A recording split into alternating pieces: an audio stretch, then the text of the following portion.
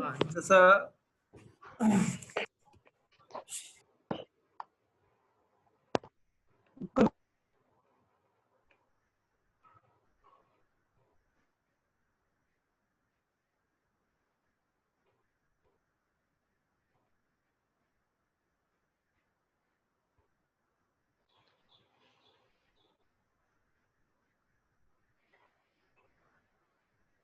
Hello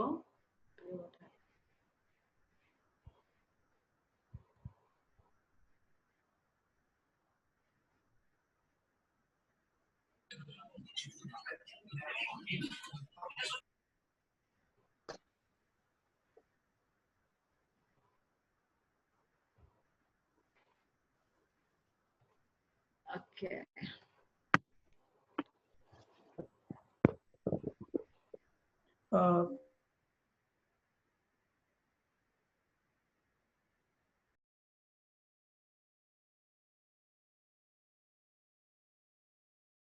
सभी लोगों का हम तहे दिल से इस्तेमाल करते हैं।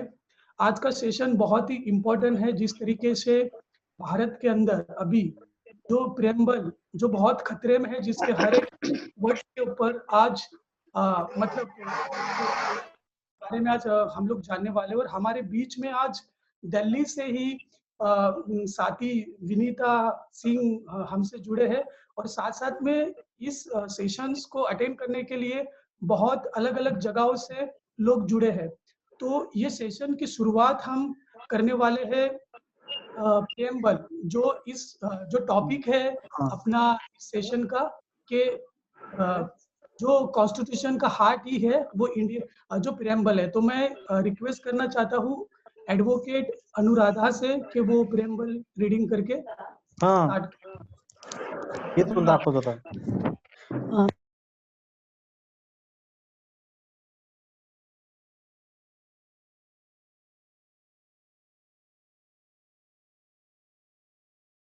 धर्मनिरपेक्ष मोठं लग्न करायची इच्छा होती माझी।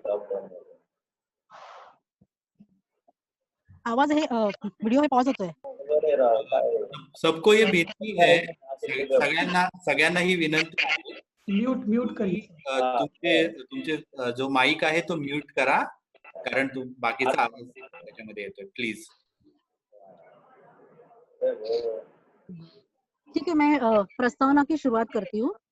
हम भारत के लोग भारत को एक संपूर्ण प्रभुत्व संपन्न समाजवादी धर्मनिरपेक्ष लोकतंत्रात्मक गणराज्य बनाने के लिए तथा उसके समस्त नागरिकों को सामाजिक, आर्थिक और राजनीतिक न्याय, विचार, अभिव्यक्ति, विश्वास, धर्म और उपासना की स्वतंत्रता, प्रतिष्ठा और अवसर की समता प्राप्त कराने के लिए तथा उन सब में व्यक्ति की गरिमा और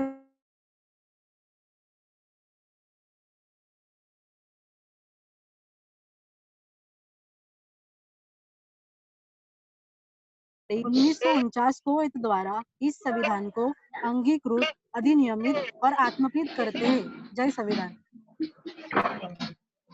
शुक्रिया अनुराधा। और आज के जो हमारे बीच में जो हमारे स्पीकर है विनीता सिंह, उनको इंट्रोड्यूस करने के लिए और संविधान प्रचारक की भूमिका रखने के लिए रिक्वेस्ट करना चाहता हूँ नागेश विनीता सिंह को इंट्रोड्यूस करे और संविधान प्रचारक की भूमिका। नमस्कार सभी साथी, मेरा आवाज आ रहा है सबको? आज हम संविधान प्रचारक और राष्ट्र सेवा दल मिलकर ये स्टडी का सिलसिला हमने शुरू किया है संविधान के ऊपर। उसका तीसरा पड़ाव, तीसरा चरण, तीसरा आज सेशन।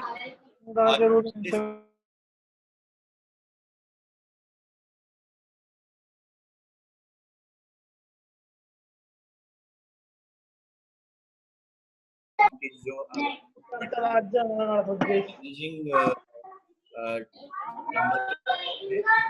उन्होंने ये वी द पीपल की शुरुआत की और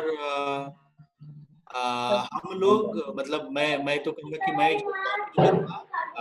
उसी वक्त उन्होंने संविधान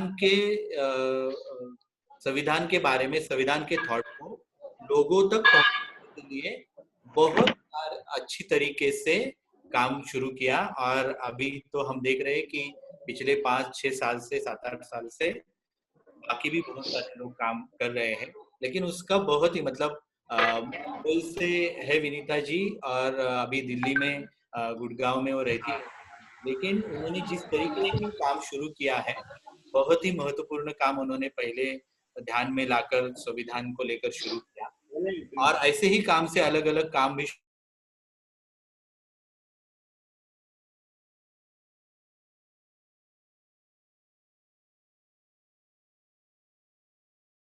हुई है। और ये पीपल मूवमेंट पिछले 1.5 साल से के युवाओं के साथ काम कर रही है। युवाओं को संविधान के बारे में जानकारी देने के लिए, युवाओं को के थॉट्स के बारे में, संविधान के मुद्दों के बारे में जानकार कर कर उनके लाइफ में वो लाने की कोशिश करती है। और सिर्फ जानकारी तक नहीं है, तो जानकारी के साथ साथ किस तरीके से हम हमारे जिंदगी में वो ला सकते हैं, ये भी हम इसमें सोच रहे हैं, कर रहे हैं। जैसे कि कलेक्टिव भी एफर्ट्स हो रहे हैं, इंडिविजुअल भी हो रहे हैं। महाराष्ट्र में पिछली बार बाढ़ आई थी, उसमें भी संविधान प्रचार करने जाकर काम किया। अभी ये लॉकडाउन के वजह से जो सारी चीजें चल रही है, उसमें ध्यान पहुंचाने मदद करने की कोशिश की, बंधुता के मूल्य को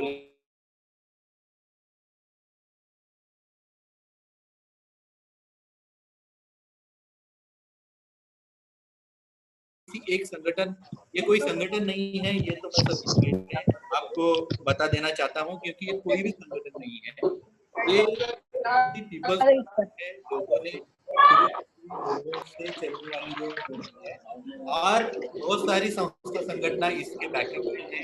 जैसे अभी राष्ट्र सेवा दल ये काम कर रहा है, के साथ है, ऐसे खुशी सोशलिस्ट फाउंडेशन है। ऐसे मैं बहुत सारे नाम गिना सकता हूँ जो साथ में है। उसी में से एक जो है वी द पीपल अभियान जो है वो है, और उसकी मैनेजिंग और हमारी मार्गदर्शक जी अभी हमारे साथ है। उन्होंने से तो अपना ग्रेजुएशन किया, लेकिन उसके साथ साथ लंदन स्कूल ऑफ इकोनॉमिक्स में भी उन्होंने सोशल पॉलिसी के बारे में पढ़ाई की है। तो बहुत ही नॉलेजेबल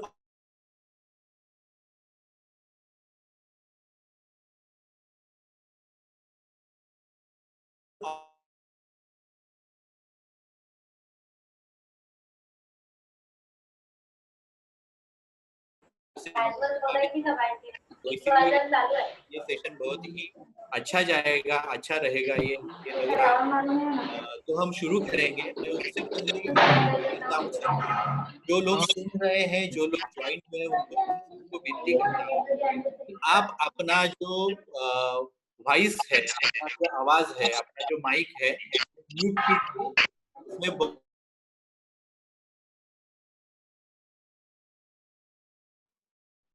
उसी के साथ साथ आपका जो वीडियो है, वो वीडियो भी आप अगर स्टॉप करेंगे तो अच्छा रहेगा, ताकि इंटरनेट पे ज्यादा लोड नहीं आएगा और कनेक्शन ठीक रहेगा। तो ये मेरी फिर से आपको विनती है, और मुझे लग रहा है कि हम इस सेशन को शुरू करेंगे तो अच्छा रहेगा। Welcome Vinita ji. Thank you thank you. और सबको बहुत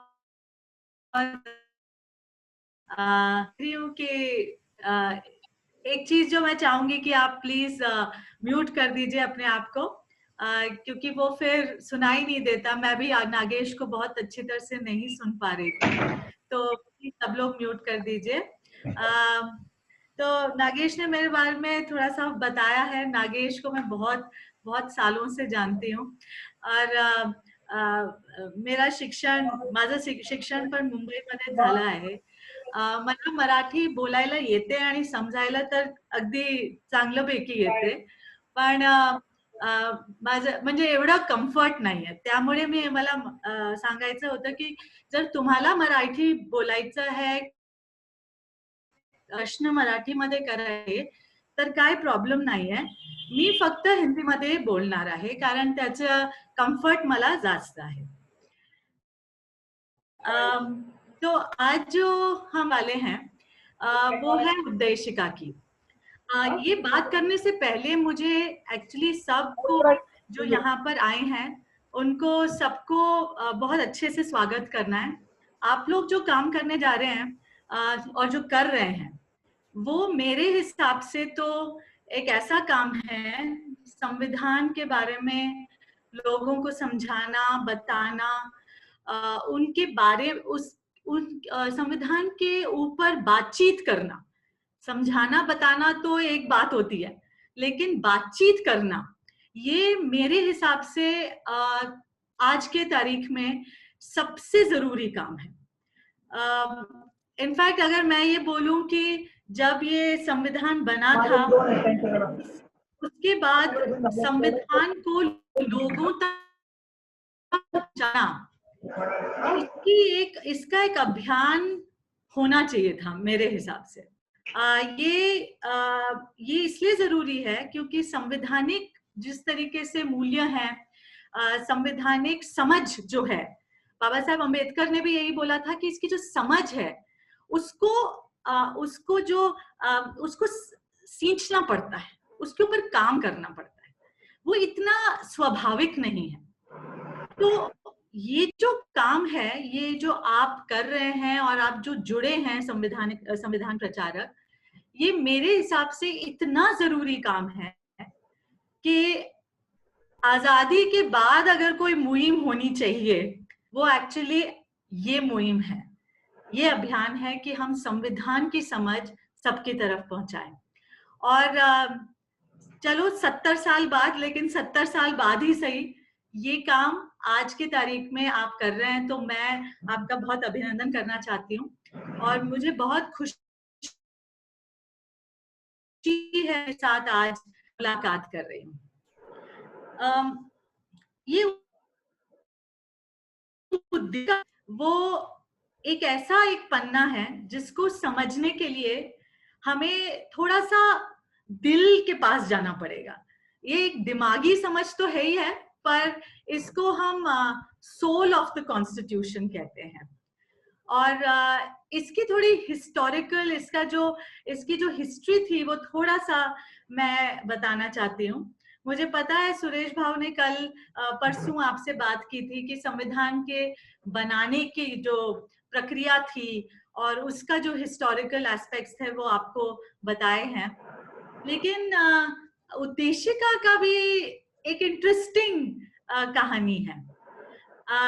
माना जाता है कि उद्देशिका जो है वो नहीं, ये माना जाता नहीं है. उद्देशिका एक्चुअली उसका जो रेजोल्यूशन है वो तकरीबन अंत में लिया गया.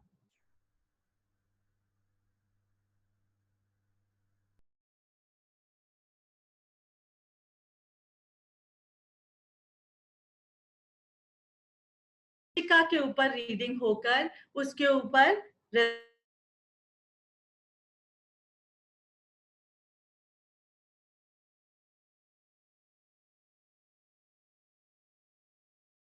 डिस्कशन थी और उसका जो डिसीजन और रेजोल्यूशन था वो एक्चुअली संविधान सभा के आखिर के टाइम पे लिया गया.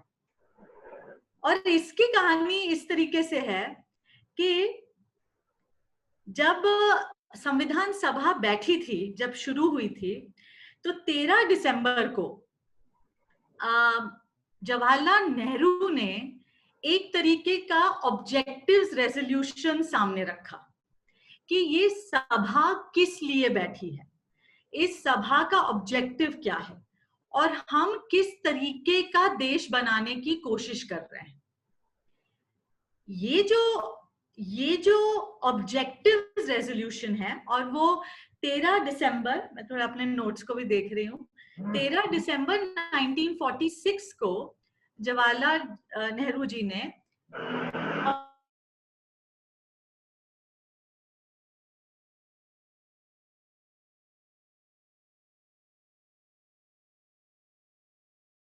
एक साथ संविधान सभा में सोचना है, उसके ऊपर उन्होंने एक भाषण दिया था.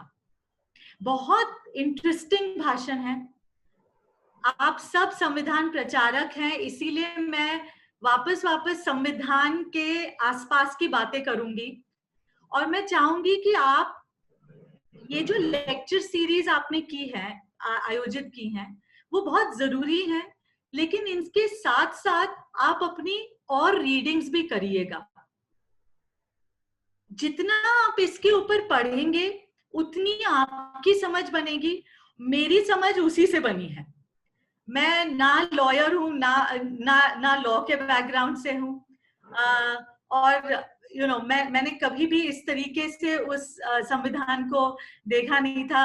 आपके साथ, आपके जैसे ही सोशल इश्यूज पे मैं काम करती आई।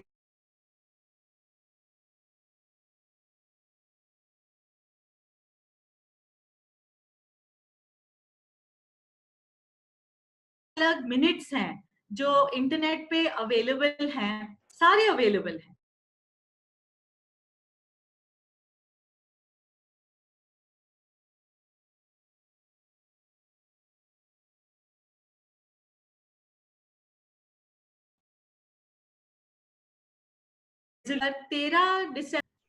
तो संविधान प्रचारक का जो जर्नी है, जो यात्रा है, उसमें ये सब रीडिंग्स, ये सब पढ़ना, अपनी समझ बनाना मेरे हिसाब से एक अनिवार्य हिस्सा है।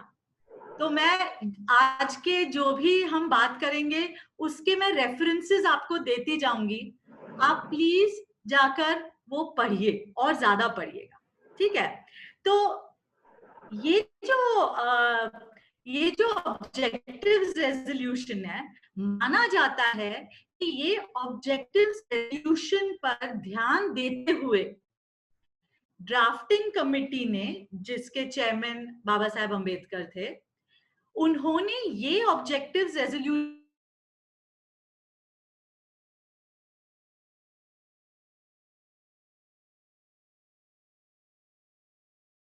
ड्राफ्टिंग कमेटी में, और ये ड्राफ्टिंग कमेटी का जो प्रपोजल था उद्देशिका का, वो फिर जाकर अक्टूबर 1949 में संविधान सभा के पास रखा गया। तो एक्चुअली स्पिरिट वहां से आई थी, लेकिन इसके ऊपर रेजोल्यूशन एंड में किया गया। और एक संविधान सभा में एक जने ने बोला भी कि ये चीज हमें एक्चुअली सामने रखनी चाहिए थी, ताकि हम उसके ऊपर हम देखते रहें कि 3 साल में जो पूरी संविधान सभा ने अपना काम किया था, हम इधर उधर तो नहीं जा रहे हैं। लेकिन शायद वो जो काम ऑब्जेक्टिव्स रेजोल्यूशन ने किया था, वो ही लेकर आगे फिर ये प्रियम्बल पर इसका असर पड़ा है। लेकिन ऑब्जेक्टिव्स रेजोल्यूशन और प्रियम्बल सेम नहीं है, अलग हैं।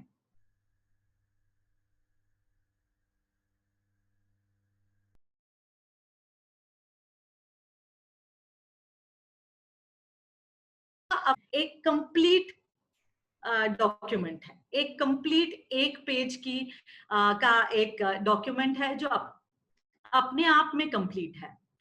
तो थोड़ा सा मैं कहानी बताऊंगी कि जब ये प्रियम्बल को, उद्देशिका को रखा गया संविधान सभा में, कि अब इसके ऊपर हम चर्चा करेंगे और उसके बाद हम इसको रेजोल्यूशन पास करके इसको एक्सेप्ट करेंगे। तो बहुत इंटरेस्टिंग बातें हुई थी। मुझे पता है सुरेश भाव ने भी आपको बोला होगा, लेकिन संविधान सभा में जिस तरीके के डिस्कशंस हुए थे, जिस गुस्से से, जिस भाव से, आपको ये लगेगा कि आप ही वहां पर बैठे हुए हैं, आपको ये लगेगा कि आप ही इन चीजों की बातें कर रहे हैं। तो जब उद्देशिका सामने आई तो बहुत उसके ऊपर डिस्कशन हुआ। कुछ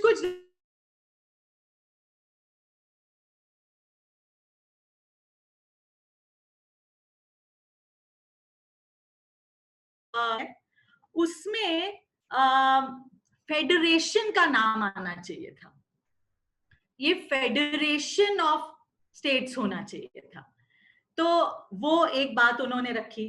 फिर उनको लगा कि इसमें सोशलिस्ट का, आपको ध्यान होगा कि उसमें सोशलिस्ट उस वक्त नहीं था, सोशलिस्ट और सेक्युलर ये दो शब्द ये बाद में आए थे 42nd अमेंडमेंट में। उनको लगा था कि सोशलिस्ट ये शब्द होना ही चाहिए इसमें, तो उन्होंने अपनी आर्ग्यूमेंट्स रखी, पर फिर उनको कहा गया कि वो उनकी जो आर्ग्यूमेंट सामने आई वो उस पर वो मूव नहीं हुई, वो रिजेक्ट हो गई। पर उन्होंने बहुत पैशनेटली ये बोला कि फेडरल एंड सोशलिस्ट ये दो शब्द इसमें जरूर आने चाहिए। इनफैक्ट वो सजेस्ट करते थे कि हमको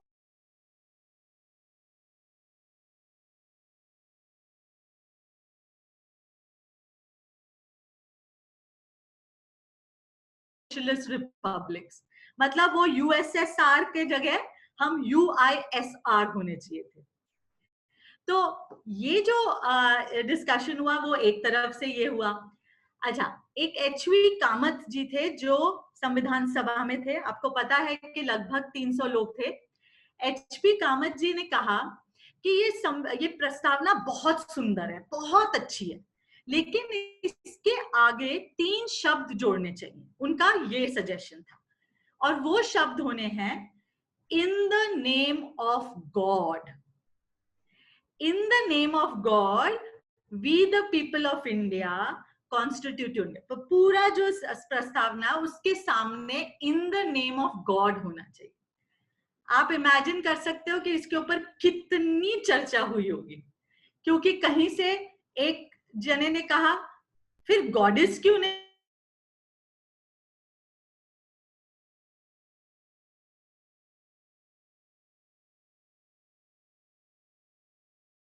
आप नेम ऑफ गॉड, तो फिर ऐसे उन लोगों का क्या होगा जो भगवान में विश्वास ही नहीं करते हैं। इतनी डिस्कशन होकर फिर वो इन द नेम ऑफ गॉड भी नहीं आया हमारी प्रस्तावना में, नहीं तो आज हम शायद वो बोलते होते in the name of God we the people of India, और उसके मतलब निकालने की कोशिश करते। एक और सजेशन आया था शिभन लाल सक्सेना का, और उन्होंने क्या कहा कि इस प्रस्तावना में गांधी का नाम ही नहीं है। मतलब इतना बड़ा संविधान बना है, उसकी इतनी सुंदर प्रस्तावना बनी है, गांधी कुठे है भाऊ? Where is Mister Gandhi in this? So इसके ऊपर बहुत डिस्कशन कि गांधी का नाम होना चाहिए, नहीं होना चाहिए, क्या करना चाहिए।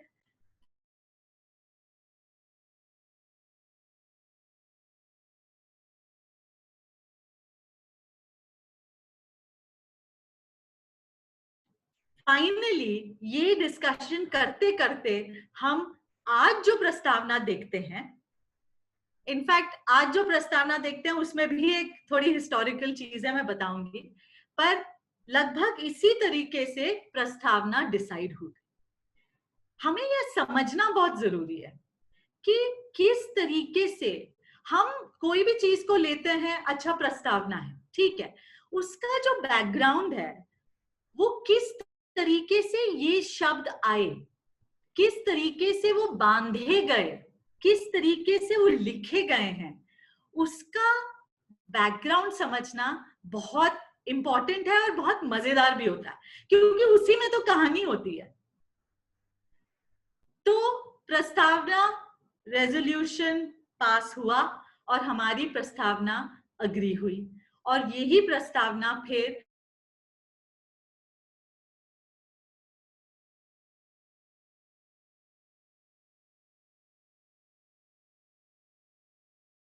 पहला जो प्रस्तावना बनी थी जब संविधान सभा का गठन और वो कंप्लीशन हुआ था, तो जो संविधान की जो प्रस्तावना अभी आपको दिखती है उसमें 3 शब्द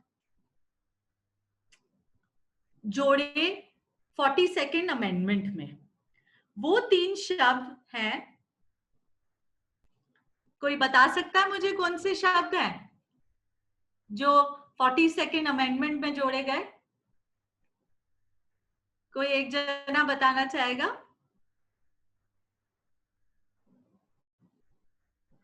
या मैं आगे बढ़ूं?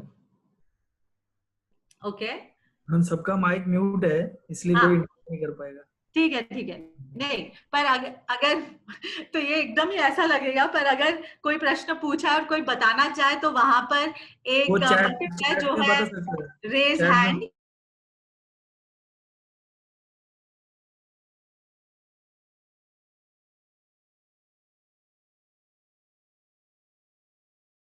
लिस्ट, ये दो शब्द 42nd अमेंडमेंट में आए थे, और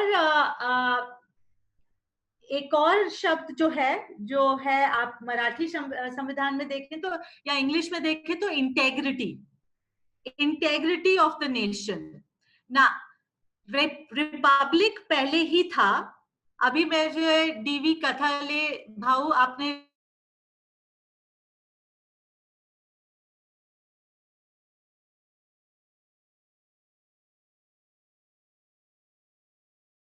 तीन शब्द पहले ही थे, लेकिन दो शब्द बाद में ऐड हुए, वो हैं समाजवादी और धर्मनिरपेक्ष।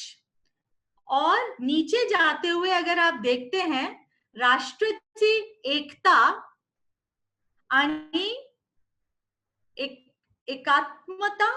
एकात्मता इंटेग्रिटी, ये शब्द, हाँ अनुराधा आप सही बोल रहे हैं, ये शब्द ये 42nd अमेंडमेंट में ऐड हुए थे। ठीक है, तो ये थोड़ा सा एक हिस्टोरिकल बैकग्राउंड आपको जानना जरूरी है। ये भी जानना जरूरी है कि हमारा संविधान, जब हम बोलते हैं ना इसेंस क्या है, इसका हार्ट क्या है, तो इसका हार्ट है इसकी उद्देश्य का, लेकिन उसका हार्ट एक्चुअल में है किसी भी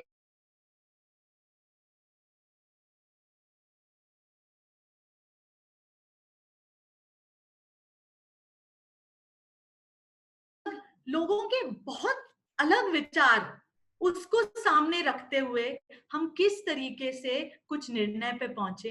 तो मेरे हिसाब से actually the soul of the constitution is dialogue, and संविधान का जो उद्देश्य का है वो भी डायलॉग से बना है, इसीलिए उसको समझना जरूरी है।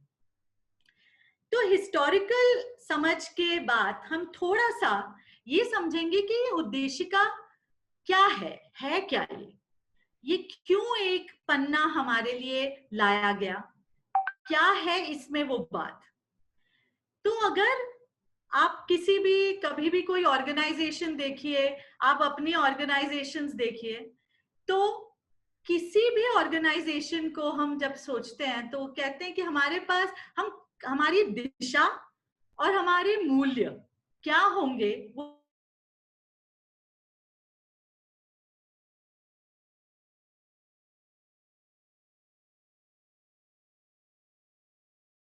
को लगे कि हम कहाँ जा रहे हैं, हमारी दिशा क्या है।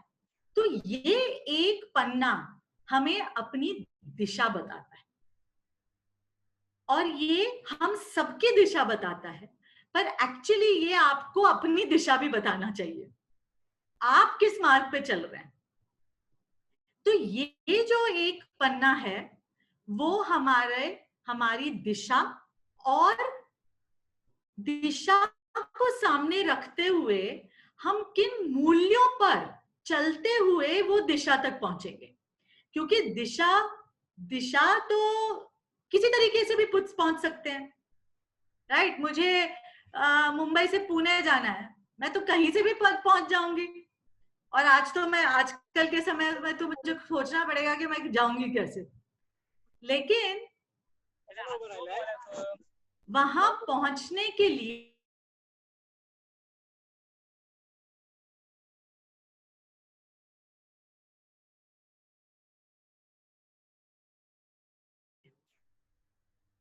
तो ये एक पन्ना प्रियम्बल उद्देश्य का, ये हमारा दिशा और मूल्य दोनों के ऊपर इसने अपना अटेंशन फोकस किया है, और हमको भी इसको उसी तरीके से देखना है।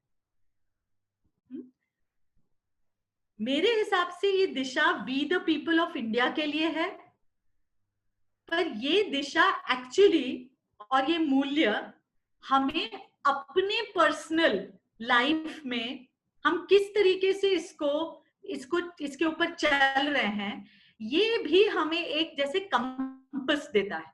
हम समझते हैं कि आज जो हम काम कर रहे हैं, आज जो जैसे आज हमने, जैसे नागेश ने कहा और लोगों ने कहा कि चलिए आप सब लोग म्यूट हो जाइए,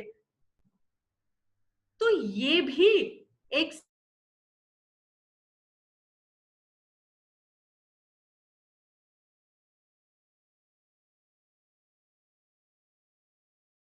होदा रखनी होगी, उसकी डिग्निटी रखनी होगी। आज उस तारीख में मैं विनीता हूं तो आपको विनीता की डिग्निटी रखनी होगी। ये सारी चीजें रोज ये एक ऐसा ये पन्ना आप ऐसा मत समझिए कि चलिए आज हम संविधान प्रचारक बने हैं तो देखेंगे हम ना। ये पन्ना आप आप कुछ भी कर रहे हो तो ये पन्ना आपके लिए एक दिशा, एक मार्ग और एक वैल्यूज या मूल्य का एक टटोलने वाला एक पन्ना है। तो हमें एक रोजमर्रे की जिंदगी में इसको इस्तेमाल करना है। दैट इज वाई मैं जब हमारी जो जर्नी है उसमें आप संविधान को, जो बड़ी कॉपी है, मेरी कॉपी कहाँ है, एक मिनट, तो ये मेरी कॉपी है।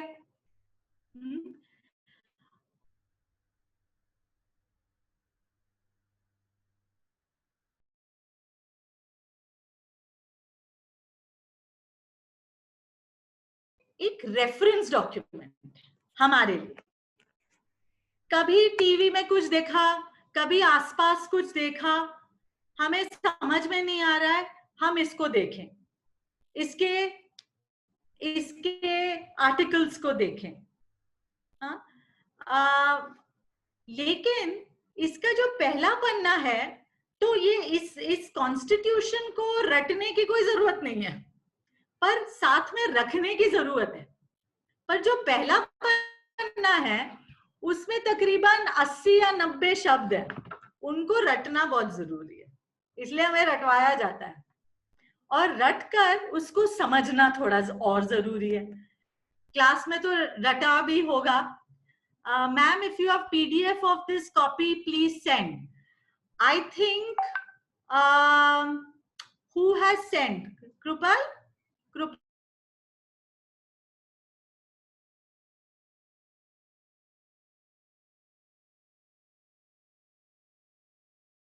मेरे पास दिस इज इन इंग्लिश, लेकिन हिंदी में भी है और मराठी में भी है। मराठी का PDF वर्जन सबके पास पहुंच चुका होगा, कृपाल ने भेजा होगा, तो आप प्लीज अपने ग्रुप में चेक करिए, यू शुड हॅव इट। तुम्ही तुमच्या म्हणजे हे जवळ ठेवलं पाहिजे। आपने जो काम लिया है वो इतना जरूरी है, उसके लिए आपको ये किताब अपने पास रखनी पड़ेगी। ये एक चीज, एक कंडीशन है, पर उसको रेफरेंस की तरीके से यूज करिएगा। तो अभी हम इस उद्देशिका को समझने की कोशिश करेंगे साथ में, ठीक है? जैसे मैंने कहा, याद करिएगा, लेकिन समझने की भी कोशिश बहुत जरूरी है। तो आई वुड रिक्वेस्ट, अगर उद्देश्य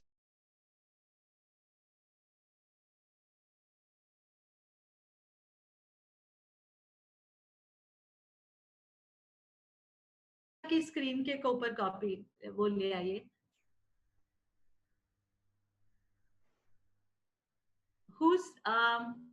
कौन शेयर कर रहा है screen? Please can you help me?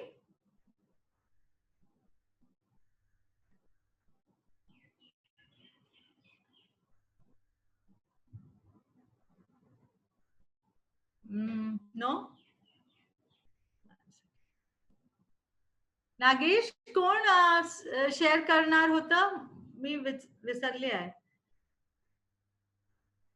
Host, can you please share the copy of the उद्देशिका की जो कॉपी थी वो सबके सामने है, आपके सबके पास होगी अगर, हाँ ठीक है। तो जब तक वो स्क्रीन शेअर केली आहे का? करत आहेत, बरोबर, नो प्रॉब्लेम।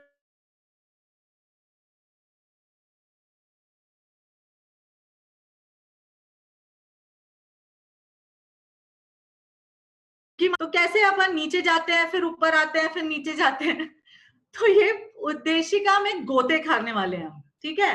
तो लेट्स लुक एट इट। बरं, very nice, very nice. Oh I love this, oh this is wonderful. जिसने ये स्क्रीन शेयर की है प्लीज मुझे ये भेज दीजिएगा, हाँ, क्योंकि मेरे पास तीनों नहीं है साथ में। Okay, and I love it. Okay great. So ये आपके सामने उद्देशिका है, और अगर हम इसको देखते हैं तो पहले तो जो शब्द बहुत जरूरी है वो है we the people of India, ठीक है। तो ये पहले ये बताता है, और याद करिए इसके पहले हो सकता था in the name of God और इन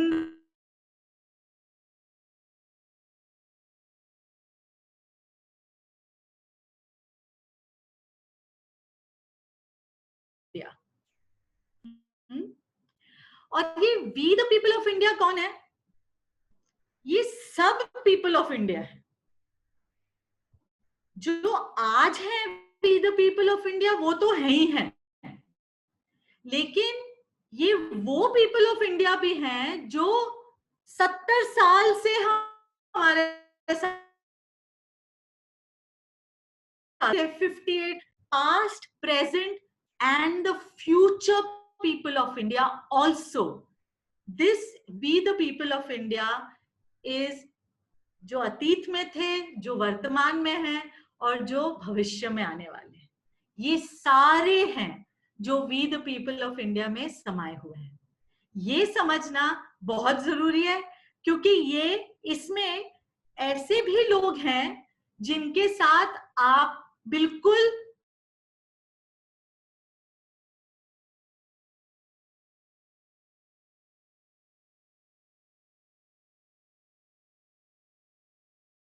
इनके विचार इतने अलग हैं हमारे से। तो ये we the people of India ये सिर्फ वो लोग नहीं है जो आपके विचार के साथ सहमत होते हुए आगे बढ़ रहे हैं। No, we the people of India represent सारे विचार ऑफ इंडिया। जो सबके लोगों के विचार हैं वो है we the people of India. और बहुत इंपॉर्टेंट है ये समझना कि आप सोच सकते हैं कि किसी का भी नाम हो सकता था, ये क्यों नहीं, जैसे हम कहें गांधी के क्यों नहीं नाम हो सकता था, ये संविधान सभा का तो नाम हो ही सकता था, we the constitution members give to India, ऐसा भी हो सकता था। लेकिन ये ऐसा नहीं है, ये we the people of India है बिकॉज इट रिप्रेजेंट्स आप और मैं, हम सब। अभी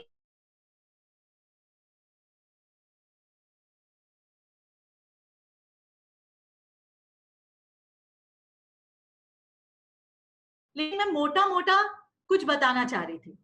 तो we the people of India ये क्या कर रहे हैं इस उद्देशिका में, ये क्या कर रहे हैं?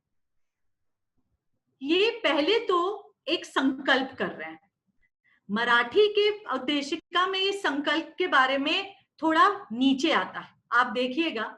इंग्लिश या हिंदी में आप ये देखेंगे कि ये जो संकल्प है वो आगे ऊपर आ रहा है। We the people of India having solemnly resolved, हम एक संकल्प कर रहे हैं, और ये संकल्प कोई ऐसा छिछोरा टाइप का संकल्प नहीं है, ये बहुत सोचा समझा संकल्प है। ये संकल्प कर रहे हैं,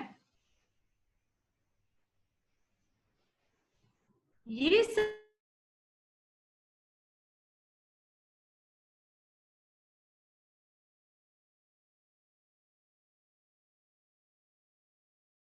वो ये है, हम सब जो करेंगे वो ये है कि हम इंडिया को एक तंत्र देंगे, एक तरीके का एक राष्ट्र बनाएंगे, और वो राष्ट्र की खूबियां क्या होंगी, उसके फीचर्स क्या होंगी कि वो सॉवरेन,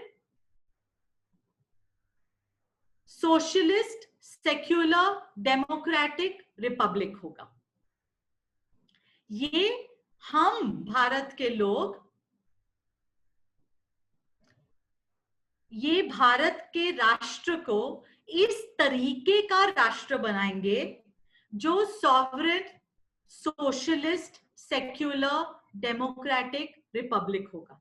ऐसा राष्ट्र हम बनाएंगे, हम लोग ऐसा राष्ट्र बनाएंगे। ये हमारा पहला संकल्प है।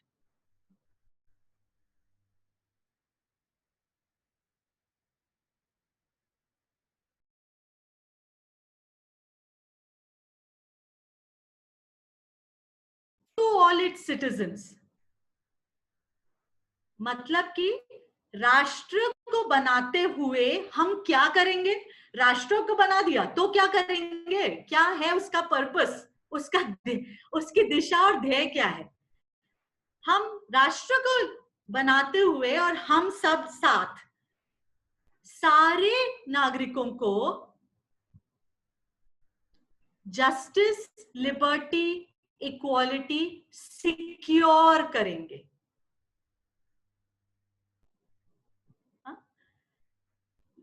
लेके आएंगे, सिक्योर करेंगे, उनकी सिक्योरिटी करेंगे, इन वैल्यूज की, इन मूल्यों की सब लोगों के जिंदगी में उसकी सिक्योरिटी करेंगे। To secure to all its citizens justice, liberty, equality.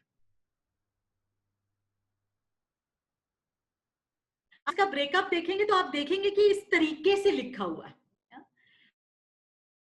और तीसरी चीज जो होगी वो ये है कि हम प्रमोट करेंगे सबके साथ एक फ्रेटर्निटी, एक बंधुता, और ऐसी वैसी बंधुता नहीं। किस तरीके की बंधुता? जो व्यक्ति की गरिमा को सामने रखते हुए, जो व्यक्ति की गरिमा को सामने रखेगी और राष्ट्र की एकता और अखंडता को सामने रखेगी, ऐसी बंधुता। ये जो जिस तरीके से कभी कभी हम उसके, और आज आपका जो संविधान प्रचारक की जो पूरी सीरीज है वो मुझे क्यों इतनी पसंद आ रही है, क्योंकि आप एक एक शब्द को समझने की कोशिश करेंगे इस पूरी सीरीज में। लेकिन वो शब्दों को जब उसमें आप गोते खाओगे, उससे पहले आपको इसकी पूरी जो विजन है और उसका पूरा वैल्यूज है वो आपको समझना बहुत जरूरी है। उसकी आत्मा को समझना जरूरी है, फिर उसके अंगों को समझें। उसकी आत्मा क्या कह रही है? उसकी आत्मा ये कह रही है कि एक तो हम सब एक निश्चय करेंगे, एक निर्णय लेंगे कि हम भारत को इस तरीके का राष्ट्र बनाएंगे जो sovereign, socialist, secular, democratic Republic होगा। ऐसा राष्ट्र बनाते हुए हम क्या करेंगे? हम सब नागरिकों को ऐसे मूल्य उनके जिंदगी में लाएंगे जो न्याय, फ्रीडम, लिबर्टी, इक्वालिटी, ये मूल्य लोगों की जिंदगी में सिक्योर करेंगे, और एक इस तरीके की बंधुता बनाएंगे जो व्यक्ति की गरिमा और राष्ट्र की एकता और अखंडता को सामने रखेगी। ये हमारे निश्चय हैं। मराठी में इसको थोड़ा अलग तरीके से लिखा गया है। मराठी में अगर हम देखें तो इसके तीनों निर्णय पहले दिए गए हैं और फिर बोला गया है कि हम ये निर्णय कर रहे हैं। आप सब देख लीजिएगा, इसकी कॉपी आपके सामने है। पर चाहे मराठी में करें, चाहे हिंदी में करें, चाहे इंग्लिश में करें, चाहे कोई भी भाषा में करें, इसकी जो आत्मा है वो ये कह रही है कि हम सबको ये करना पड़ेगा, हम सबको, और राष्ट्र के साथ हमको ये सब कुछ करना पड़ेगा। That is the understanding of the constitution. और इसके जो आखिर के शब्द हैं वो क्या बोल रहे हैं कि इस संविधान सभा में एज रिप्रेजेंटेटिव्स, ये संविधान सभा में हम इस कॉन्स्टिट्यूशन को अडॉप्ट, एनैक्ट और आत्मसमर्पित करते हैं। Give to ourselves this constitution. यहां कह रहे हैं अंगीकृत आणि अधिनियमित करून। मराठी में अंगीकृत आणि अधिनियमित सांगितलं आहे, हिंदी मध्ये इंग्लिश मध्ये adopt, enact and give to ourselves सांगितलंय. पण अंगीकृत खूप छान शब्द है, शब्द बहुत सुंदर है. अंगीकृत कर रहे हैं. ये हमें बताता है कि we the people of India, अगर आप सिर्फ पहले के 3 शब्द ले लें और लास्ट अंगीकृत का शब्द ले लें, तो आप ये समझ रहे हैं कि ये हम अपने आप को दे रहे हैं. We are the owners of the nation. और ये जो हमने तीन संकल्प किए हैं, वो हमने अपने आप के लिए किए हैं. इसीलिए इस डॉक्यूमेंट को, इस 1 पेज को संविधान की आत्मा बताया जाता है. क्योंकि ये, और हम प्रश्न लेंगे, पर जिस तरीके से ये लिखा गया है, आप इसके शब्दों को देखिए. जब मैं बोलती हूँ ना गोते खाना, इसका मतलब यही है. आप इसमें अपने आप को डालिए और देखिए कि ये एक्चुअली में आपको क्या कह रहा है, और सिर्फ आपको क्या कह रहा है. Is the preamble there in every language? Yes, in all the official languages. और We the People ने पिछले आई थिंक इस 26 जनवरी के अराउंड 15 लैंग्वेजेस में ये सारे प्रियम्बल्स को इकट्ठा किया था, और हम आपको सब भेज सकते हैं.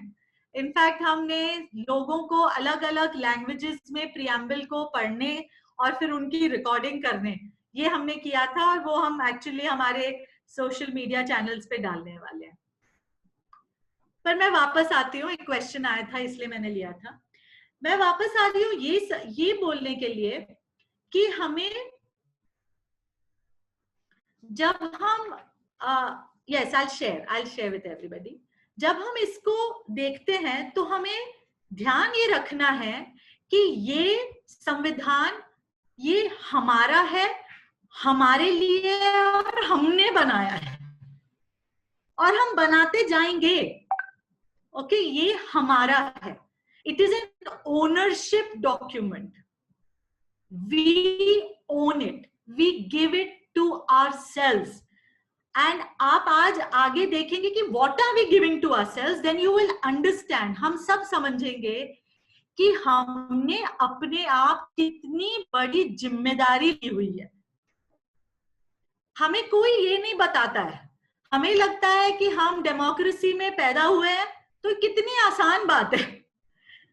एक्चुअली डेमोक्रेसी, लोकतंत्र सबसे कठिन तरीका है, कठिन तंत्र है, जहां पर हमें सबसे ज्यादा जिम्मेदारी लेनी पड़ेगी. हमें किसी ने ये बताया नहीं होता है. जब आप किसी और के हाथ में डोर दे देते हो तो फिर तो आसान है, वो जो डिसाइड करेगा वो हमारा होगा. लेकिन ये कठिन है. ये कठिन है क्योंकि हमें अपने आप को ये बनाना होगा. So therefore the essence of the preamble is that you, me are the owners of this nation. Owners. अधिकार भी है और जिम्मेदारियां भी हैं. ओनरशिप की यही बात होती है, अधिकार भी होते हैं और जिम्मेदारियां भी होती हैं. दूसरी चीज जो हमें समझनी पड़ेगी चाहिए इसके बारे में, वो ये है, एक सेकंड मैं बोलना चाहूंगी. कथाले भाव, ये जो सारे जो प्रियम्बल सामने हैं उनमें काफी मिस्टेक्स हैं, शब्दों में मिस्टेक्स हैं. पर इसीलिए इसको ठीक करना पड़ेगा. ये जो आगे जो वो है वो ठीक नहीं है. इसमें बहुत सारे मिस्टेक्स हैं, ठीक है. पर अभी के लिए हम इसको रहने देते हैं. अभी हम सिर्फ इसकी मेन उसका जो सार है उसके ऊपर फोकस कर रहे हैं. हमको ये चेंज करना पड़ेगा। बहुत सारी मिस्टेक्स हैं इसमें, इंग्लिश में भी है, मैं देख रही हूँ कि और भाषाओं में भी मिस्टेक्स हैं, हम उसको करेक्ट कर लेंगे, ठीक है। अभी हम सिर्फ इसके सार के ऊपर फोकस करेंगे। तो एक तो इसका सार है कि ये ओनरशिप है, ठीक है। दूसरा जो सार इसका है, इसका जो मतलब निकलता है वो ये है कि ये एक दिशा वाला डॉक्यूमेंट है। मतलब इसमें आप देखिए ऐसे मूल्यों का, इस तरीके के मूल्यों को चलने वाला ऐसा देश, यही हमारी दिशा है। इसका मतलब क्या बनता है, वो ये है कि हम इस दिशा, हमारा जब ये बना गया था तो ऐसा नहीं है कि इसमें लिखा जस्टिस, इसमें लिखा लिबर्टी, तो ये हो गया, ऐसा नहीं है। ये हमारी दिशा है, हमें देश को भी और अपनी जीवन को भी जाना है। वो दिशा क्या है?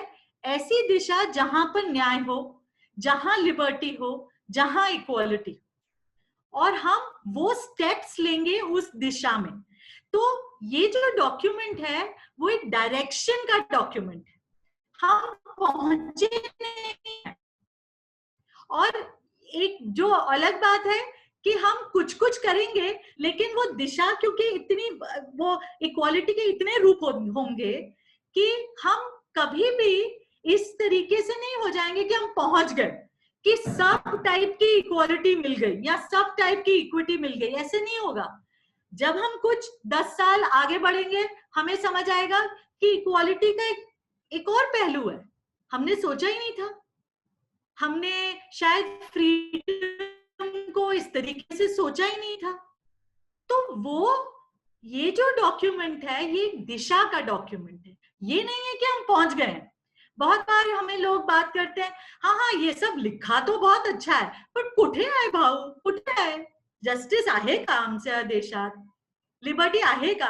नाही आहे, पण नाही पण आहे, कारण आम्हाला त्यावर काम करायला पाहिजे। बहुत लंबा दिशा है ये, तो कुछ है कुछ नहीं है, पर इसीलिए तो we the people of India है, क्योंकि हमको इसके ऊपर काम करना है। और तीसरी बात जो जरूरी है इसके सार में समझने के लिए, कि ये एक जो प्रिएम्बल है वो स्टेट को भी डायरेक्शन दे रहा है कि आपको किस तरीके से ये देश चलेगा, वो किन मूल्यों पे चलेगा, किन मूल्यों के आधार पर सारे नागरिकों के जीवन में बदलाव आना चाहिए, वो इन मूल्यों पे होगा। वो स्टेट के लिए भी है, वो हमारे सोसाइटीज, हमारे कम्युनिटीज के लिए भी है, और सबसे ज्यादा ये जो दिशा दे रही है वो हमारे लिए, मतलब मेरे लिए, विनीता सिंह के लिए, नागेश के लिए, कृपाल के लिए है। हम वो we the people of India में I the person of India नहीं भूलना चाहिए। ये बहुत ज्यादा हमारे लिए, हमारे रोजमर्रा की जिंदगी में के लिए ये एक दिशा का डॉक्यूमेंट है। मैं अपने परिवार में क्या ये मूल्य पे चल पाया या चल पाई हूं? क्या मैं अपने परिवार में इस तरीके का भाव ला पाई हूं कि बंधुता हो? ये बंधुता बाहर के लिए ही नहीं है, हमारे सोसाइटीज के लिए ही नहीं है, हमारे घरों के लिए भी। इसीलिए मेरे लिए the preamble to the Constitution of India is a self direction document for self, for society and for the state, तीनों के लिए। ये मेरे हिसाब से जब मैं प्रियम्बल को सोचती हूँ तो मैं इस तरीके से इसको देखती हूँ, और ये मेरा सजेशन आपके लिए है कि आप सोचिए इसके बारे में इस तरीके से।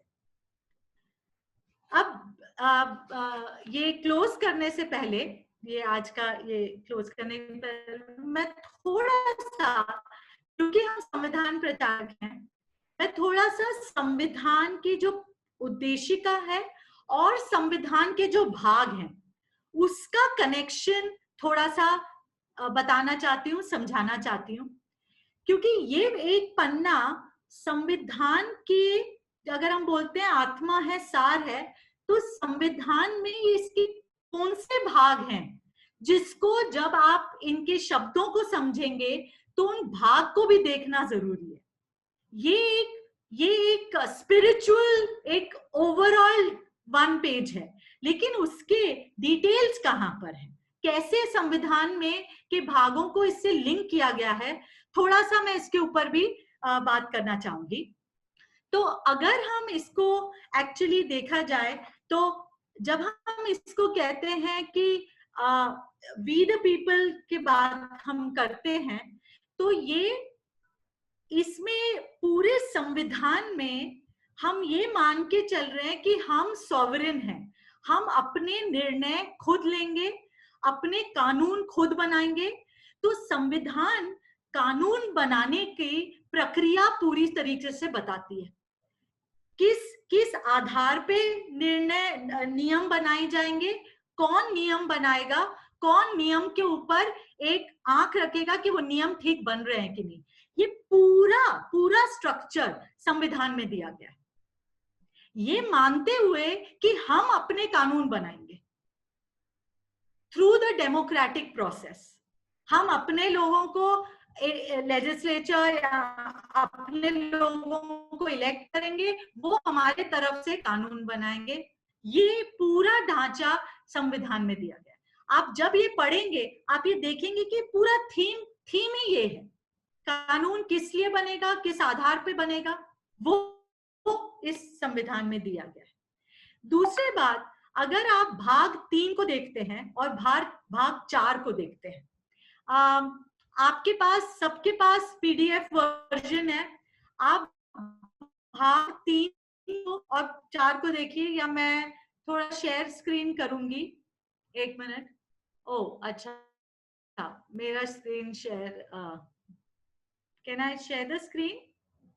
Okay, no problem.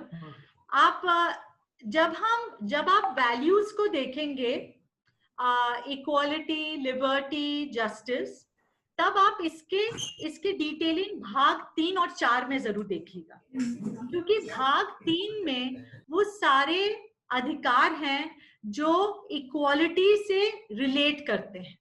तो इक्वालिटी का जो शब्द हमने प्रियम्बल में दिया है, उसके ही रिलेशन में कौन से अधिकार हैं हमारे पास, वो भाग 3 में दिए गए हैं। वैसे ही कौन से फ्रीडम्स हैं हमारे, वो भाग 3 में दिए गए हैं। तो आप अगर उसके शब्द को देखेंगे, आपको संविधान में को टटोलना पड़ेगा कि वो उस शब्द के और डिटेलिंग किस तरीके से की गई है।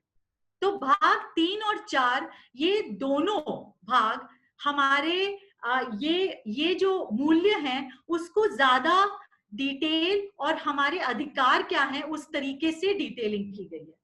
जो भाग 4 है वो डायरेक्टिव प्रिंसिपल्स हैं, सोशलिस्ट स्टेट के जो पूरा वेलफेयर ओरिएंटेशन है, वो आपको भाग 4 में दिखेगा। तो आप ये समझिए कि किताब का पहला पन्ना आपको एक झलक दे रहा है, और आप फिर संविधान के और भागों में जाकर उसके नींव को समझने की कोशिश करिएगा। हाँ, भाग 3 जो है वो मौलिक अधिकारों के साथ डील करता है। तो इक्वालिटी से जुड़े हुए जो अधिकार हैं वो आपको भाग 3 में दिखेंगे, फ्रीडम से जुड़े हुए भी वहां पर आपको दिखेंगे, और जस्टिस से रिलेटेड भी जो भाग है, जो अधिकार हैं, वो भाग 3 में दिखेंगे। तो आप इसको समझिए कि वो पहला जो पेज है वो फिर आपको ये कहता है कि आप फिर संविधान की पूरी किताब को किस तरीके से पढ़ पाएंगे। लोकशाही का जो पूरा प्रोसेस है वो भी संविधान में दिया गया है कि किस तरीके से इलेक्शंस होंगे। भाग 15 में इलेक्शन कमीशन कैसे होगा, उसका क्या जिम्मेदारी है, वो वहां दिया गया है। प्रेसिडेंट का क्या रोल है, प्राइम मिनिस्टर किस तरीके से बनेगा, किस तरीके से हमारे जो इलेक्टेड रिप्रेजेंटेटिव्स हैं वो क्या करेंगे, वो सारी चीजें भाग 5 में दी गई हैं। तो इसको आप एक खिड़की समझिए और फिर संविधान के अलग अलग भागों को आप देख पाएंगे। ये जो कल्पना है कि आप पहले जो मैं हमेशा इसी तरीके से इसको देखती हूं कि हम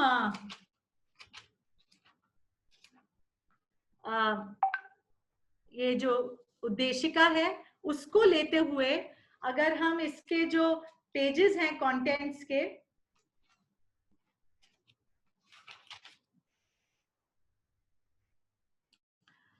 उसको देखें तो हर भाग में आपको ये जो उद्देशिका है वो जो झलक आपको दिखा रही है वो उसकी और भी डिटेलिंग यहाँ पर आपको अलग अलग भागों में दिखाई देगी। तो आप उद्देशिका को एक स्पिरिचुअल, एक जिसको हम कहते हैं कि एक ऐसा डॉक्यूमेंट समझिए जो हमारी जिंदगी को दिशा देने के लिए बनाया गया है, और आप उसको इस तरीके की एक खिड़की समझिए जिसमें आप फिर संविधान के और अंगों को समझने की आपकी क्षमता और बढ़ेगी। तो अभी मैं इस एक तरफीय लेक्चर को कंप्लीट कर रही हूँ और आपके जो प्रश्न हैं हम उस तरीके से उसको आगे लेके जाएंगे। Thank you.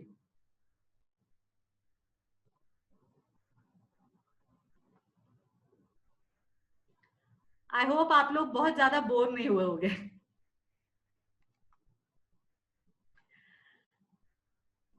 नागेश, क्या सब लोग अपने होस्ट वो करेंगे तो कुछ क्वेश्चंस होंगे तो ले सकते हैं?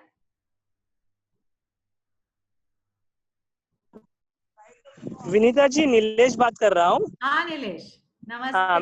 हाँ नमस्ते। कुछ जो सवाल आ गए हैं उस सवाल के बारे में हम लोग को सेशन बाद में रखने वाले हैं, तो तभी वो उसका क्लेरिफिकेशन हो जाएगा। अच्छा। कुछ ऐसे सवाल है कि एक तो धर्मनिरपेक्ष मराठी में कहते हैं और हिंदी में है उसका पंथ निरपेक्ष। तो इसके बारे में जब हम लोग ने हिंदी के बारे में जो प्रस्तावना पढ़ी गई उस कभी भी धर्मनिरपेक्ष कहा गया, तो हिंदी का जो पंथ निरपेक्ष है और मराठी का धर्मनिरपेक्ष, उसका मीनिंग साधारण सेम ही है क्या, क्या है उसके बारे में थोड़ी सी आप बातचीत करेंगे तो अच्छा होगा। ओके, आई एम श्योर कि ये बात आपकी जो आप धर्म जो शब्द है आप लोग एक एक सीरीज में ले रहे हैं तो आप जरूर वहां पे बात करेंगे।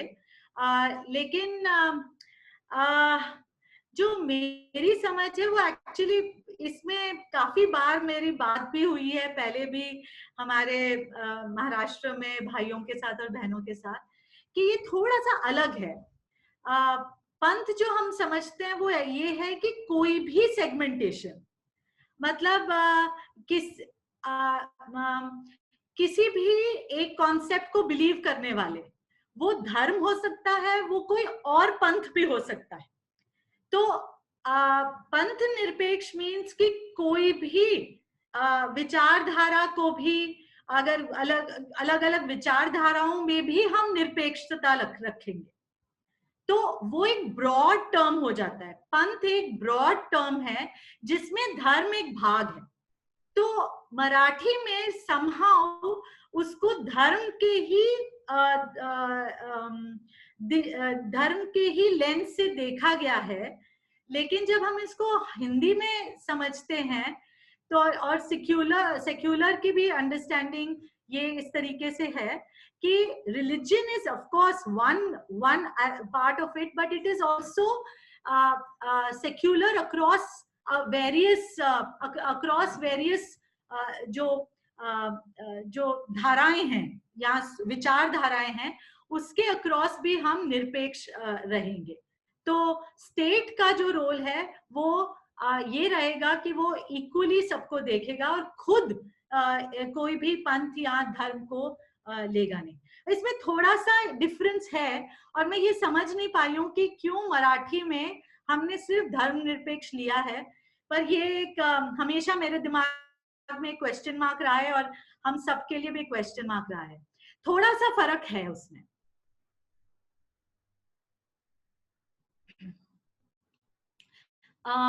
मैं चाहूंगी कि जो प्रश्न आप एक एक शब्द को लेकर करना चाहेंगे वो आप अपने आगे की जो सीरीज है उसमें आप जरूर लीजिएगा।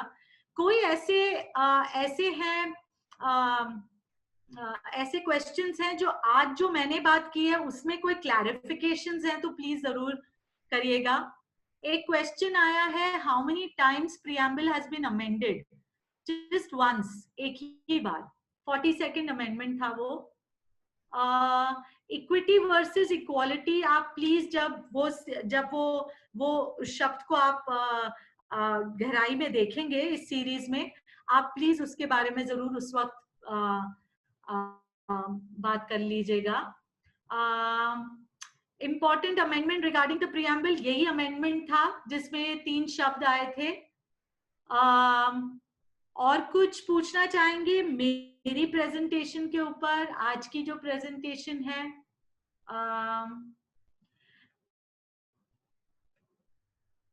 नीलेश, कोई ऐसा क्वेश्चन आपको दिख रहा है?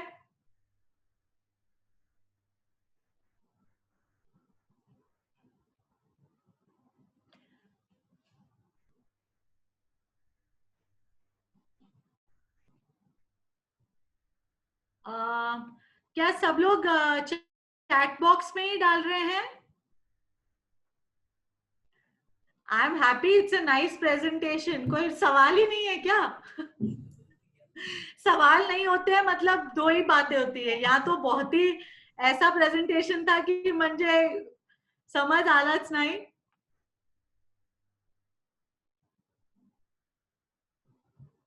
हाँ ओके। 26 जनवरी 2020 में उस स्कूल की प्रार्थना में भी रोज पढ़ा जाए, बिना समझे कहना। Okay okay. एक क्वेश्चन आया है, या प्लीज जिसको क्वेश्चन पूछना है वो अनम्यूट करके प्लीज क्वेश्चन पूछिए। ये चैट बॉक्स में मुझे इतना मजा नहीं आ रहा है।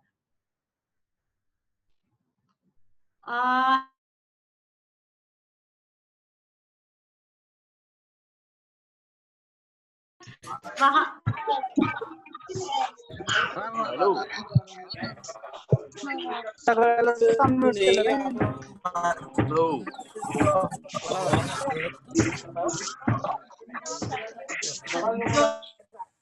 दोन्ही शाळेत आता ते बहुतेक यांच्याकडे आहे, कांबळे मॅडमांच्या तिजोरीत आहे.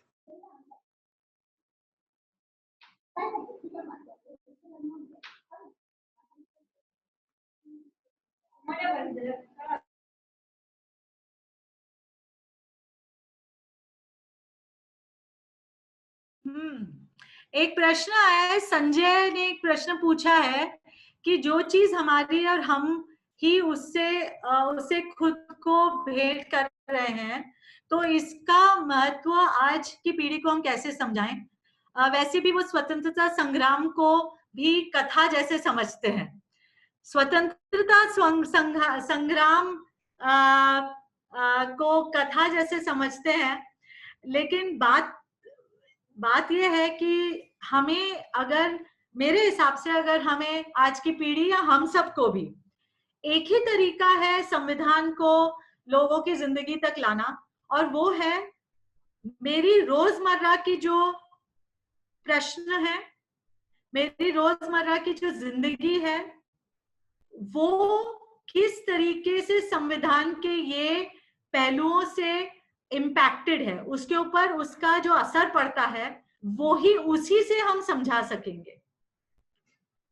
अगर आज हम इस तरीके से बात कर पा रहे हैं और हम एक दूसरे को ये प्रश्न कर पा रहे हैं, तो वो इसीलिए ही है क्योंकि एक शब्द दिया गया है हमारे संविधान में कि हमको अपने अपने अपने ओपिनियंस, अपनी राय सामने रखने का पूरा अधिकार है। अगर ऐसा नहीं होता तो हम ये नहीं कर पाते। और यही तरीका है कि हम जो हम रोज कर रहे हैं उसमें और संविधान का क्या नाता है। अगर हम वो छोटी छोटी बातों से लोगों को समझा सकें, उनको एहसास दिला सकें, तो ही संविधान हमारे जीवन में रहेगा, नहीं तो फिर वो कथा होगी। पर आज अगर मैं बोल रही हूं आपसे, आज इस ग्रुप में नागेश, अगर आप अनम्यूट करके या कोई मुझे बताए कितने पार्टिसिपेंट्स हैं इस ग्रुप में? अभी कितने पार्टिसिपेंट्स हैं? 130 है मैडम। 130। उसमें से लगभग कुछ समझ आ रहा है कितनी महिलाएं हैं?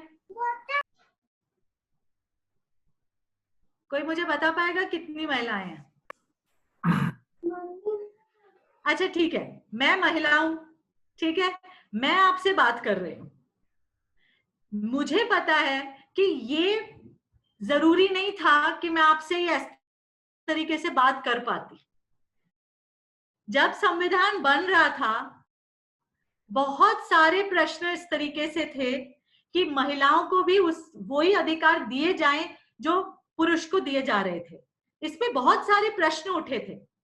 प्रश्न इस तरीके से उठे थे कि जो वोटिंग के लिए जो हम इसको कितना साधारण समझते हैं कि हम वोट कर सकते हैं, कोई भी वोट कर सकता है, ये कोई साधारण बात नहीं थी। उस वक्त कोई बहुत कम ऐसे देश थे जो महिलाओं को, पुरुषों को, सभी लोगों को वोट का अधिकार एक क्षण में उन्होंने दे दिया। ऐसे बहुत कम देश थे।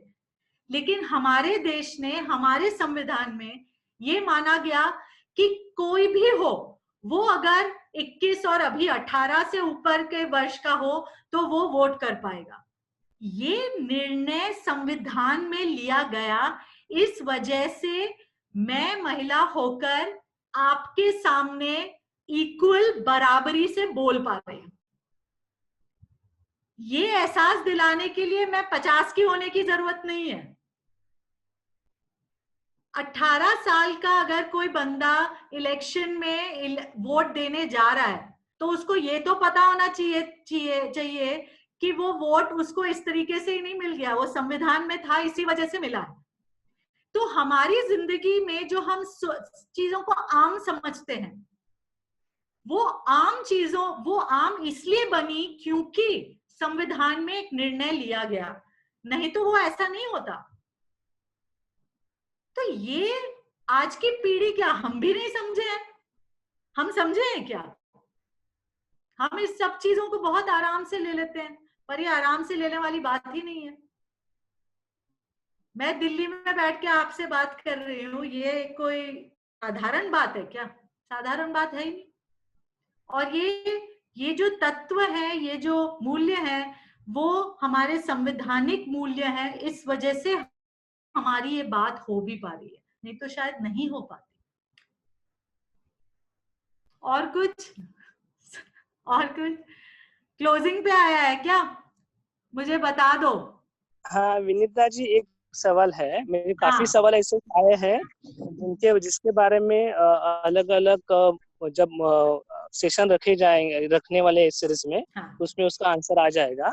एक जो सवाल है कि संविधान का बेसिक ढांचा क्या है, और इसमें मैं थोड़ा आगे जाके एक कहना चाह रहा हूँ, उसका आप विश्लेषण कीजिए कि प्रियम्बल संविधान का बेसिक ढांचा में आता है क्या।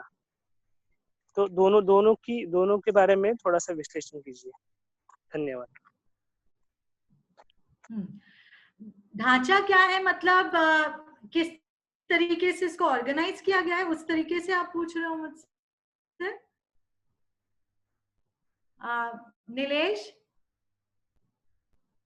नीलेश, सॉरी मैं क्वेश्चन ठीक से नहीं समझ पाई। तो क्या इसका फ्रेमवर्क है, ये आप पूछना चाह रहे हैं? तो ढांचा जिस तरीके से दिया गया है, और मैं चाहूंगी कि आप सब प्लीज अपने पास एक कॉपी इसकी रखें, या एटलीस्ट अपने व्हाट्सएप से आपको ये PDF वर्जन मिला है, आप इसके पास रखें। अगर कुछ भी ना कर पाए तो ये पहला पन्ना तो समझना जरूरी है, लेकिन इसका जो कंटेंट्स पेज है जिसमें पूरा स्ट्रक्चर दिया गया है कि किस तरीके से आयोजित किया गया है, मतलब इसको पूरा इसका स्ट्रक्चर कैसा है, तो आप इसको हर पार्ट बाय पार्ट समझेंगे।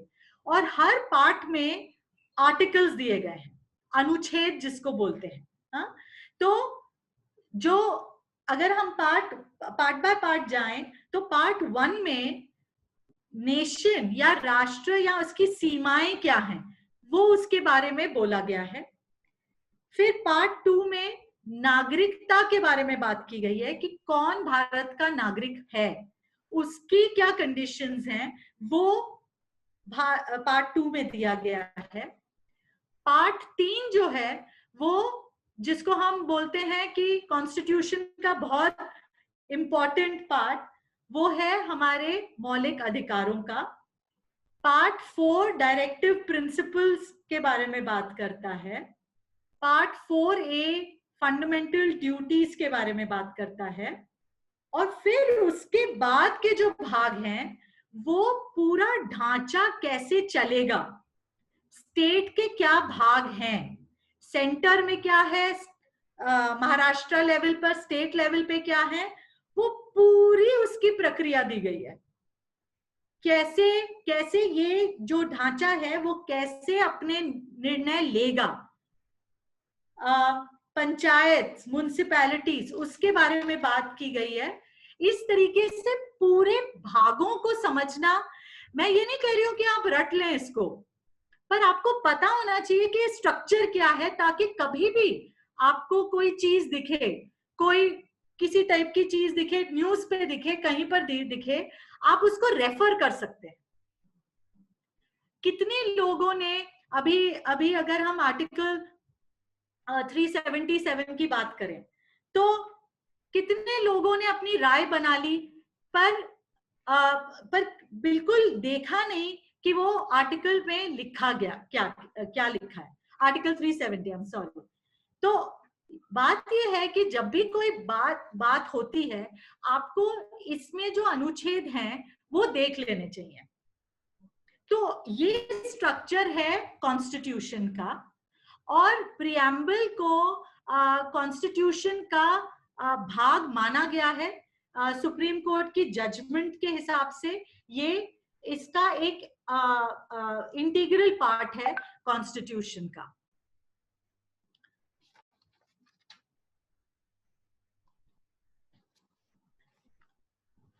और कोई सवाल? नीलेश, ये सवाल का जवाब आप जो चाहते थे वो उस तरीके से मैंने दिया है, या कुछ और बात पूछना चाह रहे थे? क्योंकि मैं सवाल पूरी तरह से समझी नहीं। सवाल इस तरह से था कि जो ऐसे कहा जाता है कि संविधान का जो बेसिक स्ट्रक्चर है, बेसिक ढांचा है, उसको हम हिला नहीं सकते अमेंडमेंट करते समय। तो बेसिक ढांचा क्या है, बेसिक स्ट्रक्चर क्या है, और उसमें प्रियम्बल आ जाती है क्या?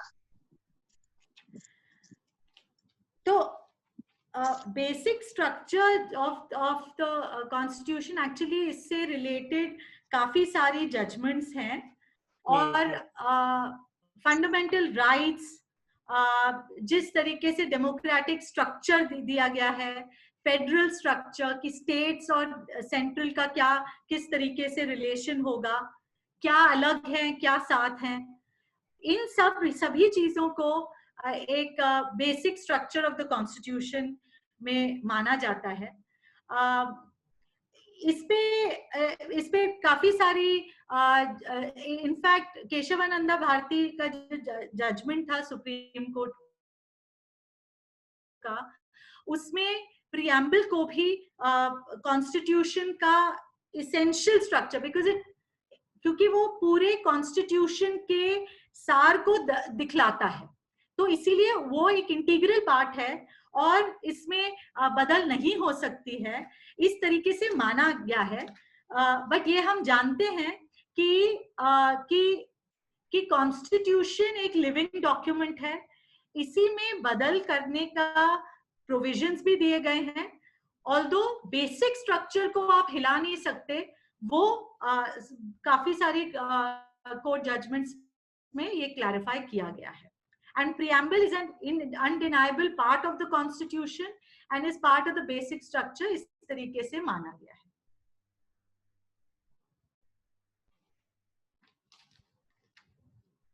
But we can assume, we can say, हम एक मानना चाहिए कि इसके कॉन्स्टिट्यूशन को अमेंड करने का भी एक प्रोसेस दिया गया है, और वो प्रोसेस दिया ही इसलिए गया है क्योंकि हम कॉन्स्टिट्यूशन में कि ये लचीला होना चाहिए, इसमें कभी कुछ बदलाव आना है तो आने की उसमें प्रावधान होने चाहिए। तो अगर कॉन्स्टिट्यूशन अमेंड होता है तो ये भी एक कॉन्स्टिट्यूशनल प्रोसेस ही है, हमें ध्यान रखना पड़ेगा हमेशा उसके बारे में, लेकिन ये कॉन्स्टिट्यूशनल प्रोसेस है, दिया गया है लचीलापन के लिए।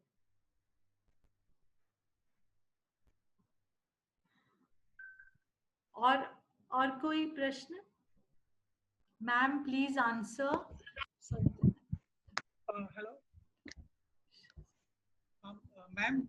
या मेरा एक प्रश्न है, मैं आमिर मुंबई से बात कर रहा हूँ। जैसा कि कॉन्स्टिट्यूशन के अंदर जो लिखा गया है सेकुलरिज्म, तो सेकुलरिज्म का मतलब कॉन्स्टिट्यूशन में जो लिखा गया है कि ये स्टेट है वो सेकुलर होना चाहिए, जिसका मतलब उसका कोई मतलब रिलीजन नहीं होगा। बट एज अ मैं एक इंडिविजुअल, अगर मैं अपने आप को कहता हूँ कि मैं सेकुलर हूँ, तो मेरा कोई रिलीजन हो सकता है, क्योंकि वो स्टेट के लिए सेकुलरिज्म अलग है और इंडिविजुअल सेकुलर अलग होता है, मतलब दोनों में डिफरेंस क्या है?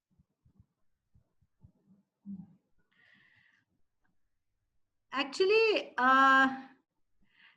जब हम स्टेट को सेक्युलर का शब्द इस्तेमाल करते हैं, और आपका इसका डेप्थ में भी आप जाएंगे आई एम श्योर, उसका ये मतलब होता है कि स्टेट सभी लोगों को, सभी, चाहे वो कोई भी पंथ, कोई भी धर्म, कोई भी उसमें विश्वास करते हो, स्टेट उसको सबको इक्वली मानेगा, और स्टेट इन इटसेल्फ कोई धर्म को नहीं मानेगा।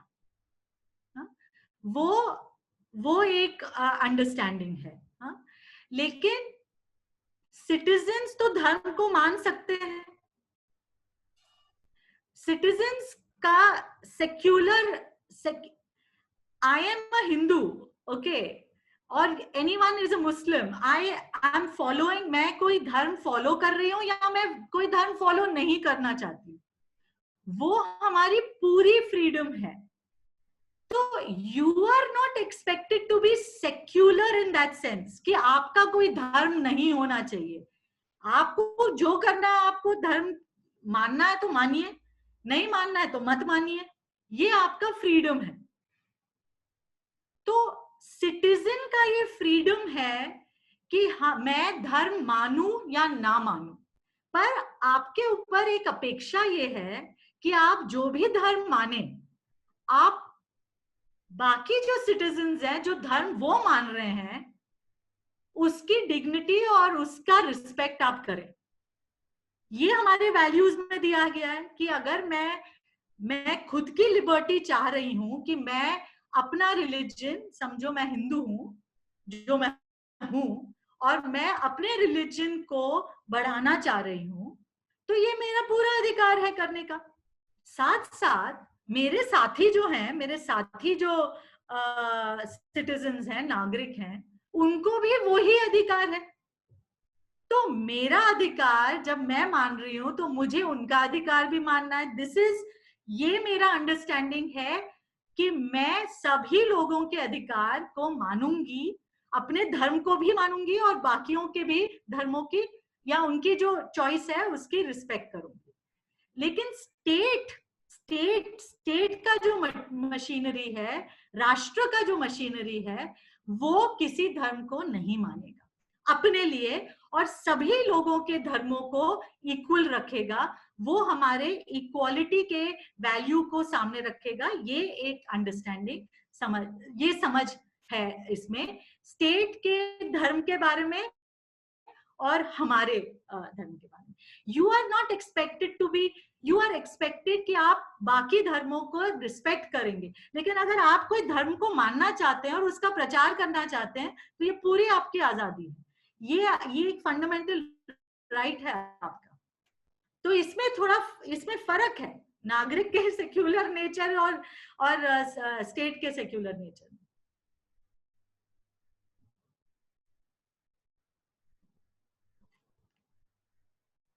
Is this clear? Comrade, is it clear?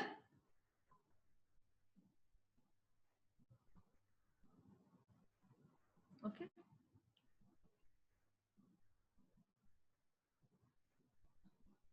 Okay. Vinita ji, काफी सारे क्वेश्चन का आपने आंसर दिया है। हाँ. और कुछ जो क्वेश्चंस है उसके बारे में जो सीरीज में आने वाले हैं, मतलब समाजवाद क्या है, हाँ. और धर्मनिरपेक्ष के बारे में भी और एक जो सवाल है, तो हम लोग समाजवाद के बारे में और एक सेशन है, धर्मनिरपेक्ष के बारे में और एक सेशन है। तो मेरे जो सहभागी हैं उनको विनंती है कि आप वो भी सेशन अटेंड करें, वो भी सत्र अटेंड करें। उस सत्र में आपके इस जो सवाल है, सवाल के आपको आंसर मिल जाएंगे और काफी विस्तार से मिल जाएंगे। हाँ. तो जो कुछ सवाल ये अपने जूम पे चैट में आ गया है, वो सारे सवाल हम लोग ने ले लिए हैं। और आप मतलब अपने तीन महीने के बाद में आपको मैं सुन रहा हूँ, मुझे बहुत अच्छा लग रहा है। तो मैं बहुत काफी खुश हो गया हूँ कि आपको इतना अच्छी तरह से ऑडियो विजुअल के माध्यम से सुनने के लिए। धन्यवाद। Thank you.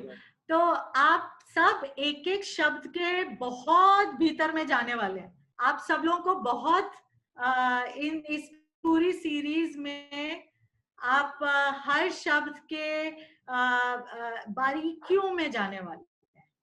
तो मैं आप सबको ये पूरी जर्नी में बहुत अच्छे से आप समझेंगे, सीखेंगे और लोगों को बताएंगे, ये मैं चाह रही हूँ।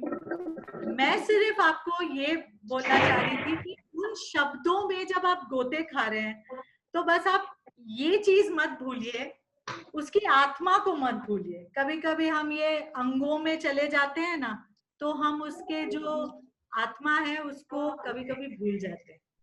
आत्मा यही कह रही है कि ये जो पूरा संविधान है ये हमारा है, हम इसको आगे बढ़ाएंगे, इसके मूल्यों को अपनी जिंदगी में लाएंगे, दूसरों की जिंदगी में लाएंगे। ये हमारा अधिकार भी है और हमारा कर्तव्य भी है। और जब भी हम कोई चीजें करें तो हम डिस्कशन से करें, ऐसे लोगों से भी डिस्कशन करें जिनको हम पसंद नहीं करते हैं, जिनके विचार हमसे बिल्कुल अलग हैं। यही है आत्मा संविधान की, कि हम अलग अलग विचारों के लोगों को भी सुन सके, समझ सके और उनके साथ बात कर सके। अगर हम ये कर सकेंगे तो हम संविधान को अच्छे से समझ पाएंगे। विनीता जी, मेरा एक सवाल है। अच्छा।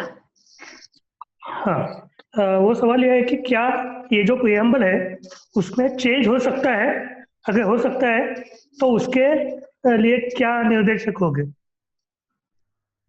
और अगर हो सकता है तो किस तरह से हो सकते हैं? अगर उसके लिए क्या निर्देशक होना आवश्यक है?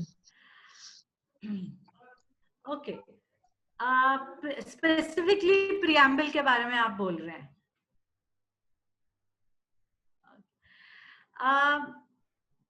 देखिए, हमारी जो कोर्ट की जजमेंट्स अभी तक हैं और हमेशा प्रेसिडेंस रहता है कि प्रियम्बल को basic structure of the constitution माना गया है और बेसिक स्ट्रक्चर को चेंज नहीं कर सकते हैं। ये एक इस्टेब्लिश्ड कोर्ट के निर्णय आ चुके हैं उसके ऊपर। ओके, तो ये आपको ये एक हिस्टोरिकल बैकग्राउंड है, ये समझना बहुत जरूरी है। हाउएवर, दूसरी बात भी समझना है कि कॉन्स्टिट्यूशन को बदलना या उसमें बदलना मैं नहीं बोलूंगी, उसमें अमेंडमेंट्स लाना, ये एक कॉन्स्टिट्यूशनल प्रोसेस है। तो हो सकता है कि कोई भाग अगर कॉन्स्टिट्यूशनल प्रोसेस से आए तो चेंजेस हो सकते हैं, बदल हो सकता है। अगर प्रियम्बल के ऊपर चेंजेस हो तो ये एक बहुत बड़ा कोर्ट के जजमेंट्स को एक क्वेश्चन मार्क लाएगा, क्योंकि इसको बेसिक स्ट्रक्चर माना गया है और बेसिक स्ट्रक्चर को चेंज करना ये कोर्ट्स ने इस्टेब्लिश किया है कि ये लेजिस्लेचर का जिस तरीके के कॉन्स्टिट्यूशनल प्रोसेस है वो अधिकार नहीं आ सकता है। लेकिन ये जो क्या मैं बोलूं, कोर्ट्स और लेजिस्लेचर का कुछ इस्टेब्लिश्ड सिस्टम रहा है, पर ये हो सकता है कि वो कश्मकश आगे भी रहे, हो सकता है। हम इसको बिल्कुल ही हम ये भी समझ सकते हैं कि हमारे पास जो भी कोर्ट के जजमेंट्स हैं ये इस्टेब्लिश करते हैं कि प्रियम्बल बेसिक स्ट्रक्चर है और basic structure legislature project amendment process से नहीं हिल सकता। ये हमारे पास ये एक ठोस बैकग्राउंड है। लेकिन कॉन्स्टिट्यूशन ही कॉन्स्टिट्यूशनल प्रोसेस देता है कि कुछ की लेजिस्लेचर बदलाव ला सकता है, उसका प्रोसेस भी दिया गया है, उसकी पूरी प्रक्रिया भी दी गई है। तो अगर इस तरीके की चीज होती है तो एक बहुत बड़ा क्वेश्चन मार्क रहेगा हमारे कोर्ट्स के जजमेंट पर हम देखते आए हैं कि बहुत सारी चीजें होती हैं जिसपे फिर क्वेश्चन कोर्ट्स का आता भी है, उनके जजमेंट्स पे कुछ क्वेश्चन मार्क्स आए भी हैं।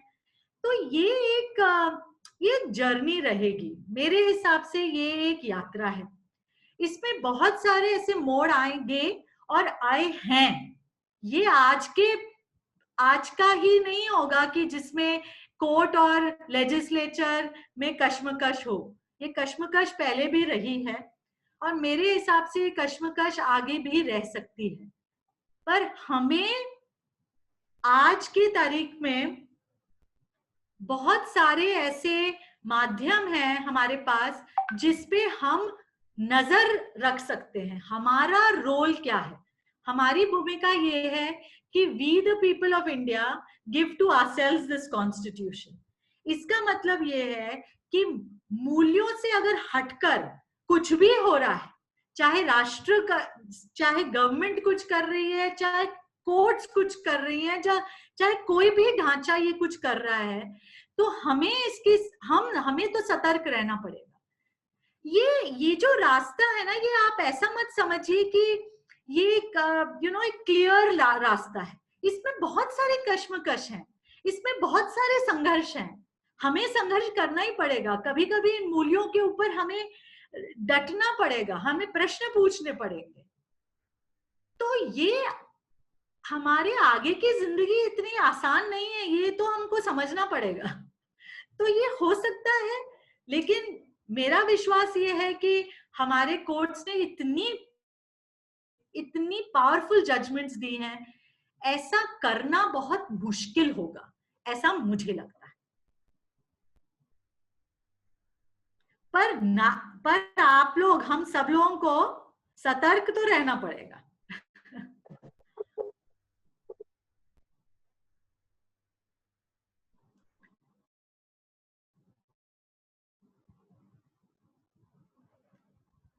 Anything else?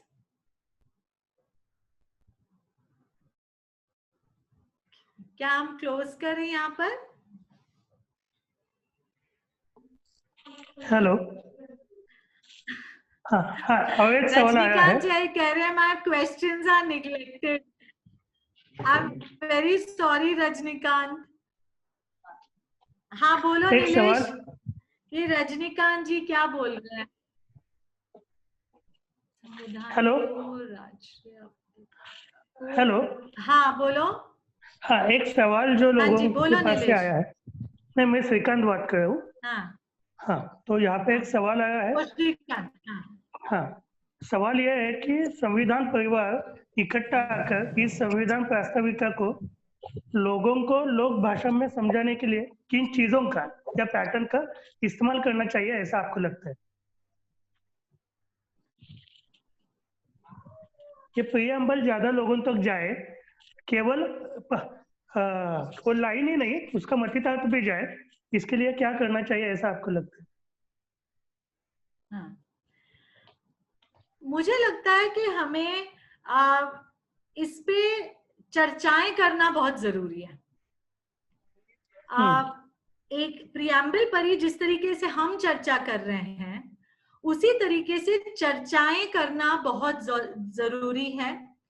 और हमारी रोजमर्रा की जिंदगी में जो उदाहरण आ रहे हैं या जो रोजमर्रा की जिंदगी में जो सवाल आ रहे हैं, उसको संविधान की प्रस्तावना को जोड़कर जब हम बात करेंगे, तब हम ये संविधान को लोगों तक लेके जा सकेंगे। अगर हम इसको हमेशा एक किताब तरीके से रखेंगे या ऐसा सोचेंगे कि ये किसी लोगों ने हमको दिया है, तो फिर वो लोगों की आत्मा में नहीं आएगा। हमें लोगों की भाषा में ये संविधान के मेरी जिंदगी से क्या रिलेशनशिप है, क्या नाता है, मैं जो प्रश्न मेरे दिमाग में आते हैं उसको मैं संविधान के ये जो शब्द हैं उसको मैं उनको सामने रखते हुए मैं कैसे अपने प्रश्न पर उत्तर पा सकूं। हमें उस तरीके से इस उद्देशिका को आगे लेके जाना पड़ेगा। आज मेरी जिंदगी में मेरे सामने जो प्रश्न है, तो मैं इस उद्देशिका को देखकर क्या मैं ये समझ सकता हूं कि मैं जो आगे बढ़ रहा हूं वो मैं समानता के रास्ते में आगे बढ़ रहा हूं या नहीं। तो इस तरीके की चर्चाओं के साथ हम संविधान को लोगों तक पहुंचा पाएंगे। अगर हम इसको इस तरीके से देखेंगे कि ये किताब है और इसको हमको समझना है, वो फिर नहीं होगा। मुझे ये भी लगता है कि हमारी जिंदगी की जो कहानियां हैं, उससे ये संविधान की प्रस्तावना को जोड़ने का हमारा ये काम होगा, सरल भाषाओं में जोड़ने का काम होगा। एक सवाल ऐसा आया है, चर्चा करते समय आप जितनी अलग विचारों के लोगों से मिलेंगे, उतनी वो चर्चा में ये दिशा देगा। आप सोचिए, जब संविधान की उद्देशिका के ऊपर चर्चा हो रही थी तो कितनी अलग अलग चर्चाएं थी कि इन द नेम ऑफ गॉड डालना चाहिए, फेडरलिज्म डालना चाहिए, हमें गांधी का नाम डालना चाहिए। हमें इन विचारों के सामने हमारे दिमाग को खोलना होगा और फिर ये विचारों पर बातचीत करनी होगी। जरूरी नहीं है कि हम एक निर्णय पे पहुंचे, लेकिन ये चर्चा ही हमारा एक माध्यम होगी जिससे हम संविधान को लोगों तक पहुंचा पाए।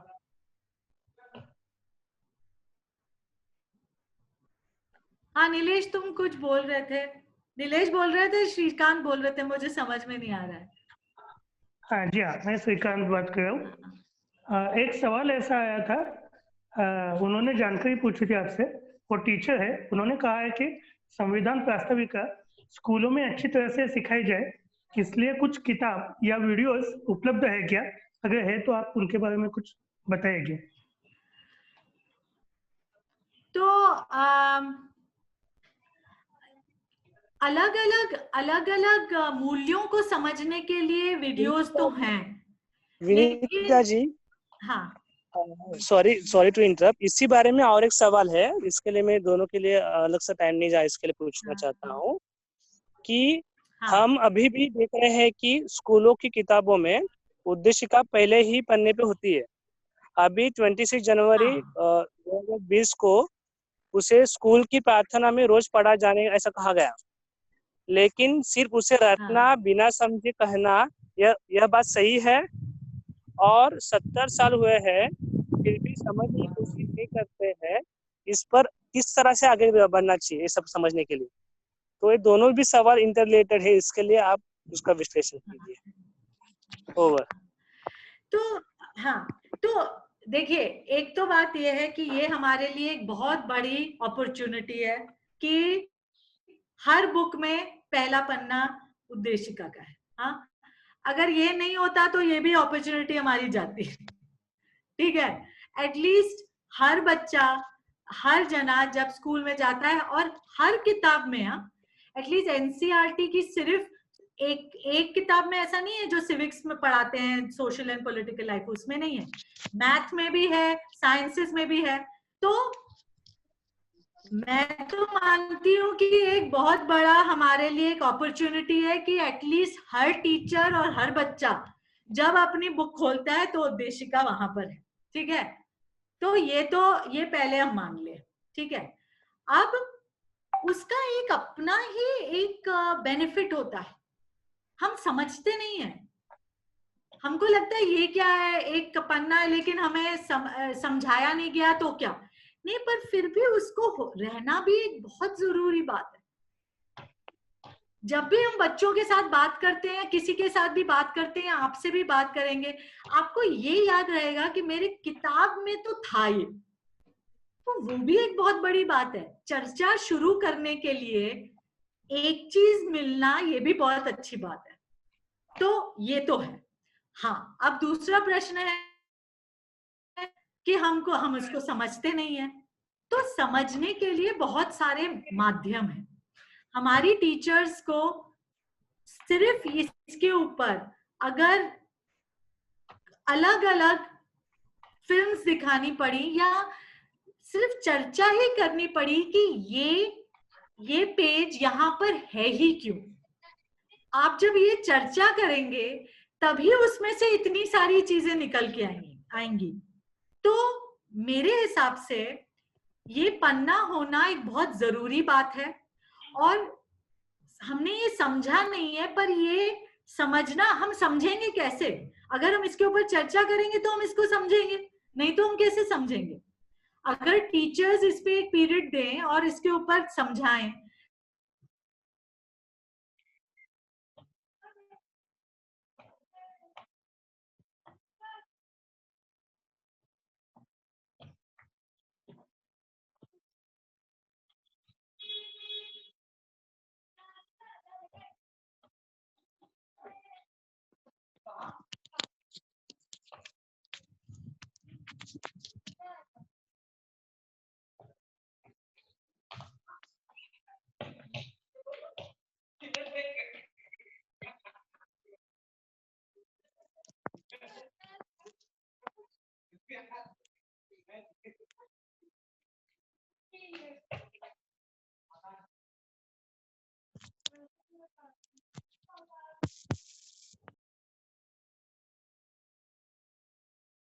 मॅडम डिस्कनेक्ट झाल्यात मॅडम. हॅलो.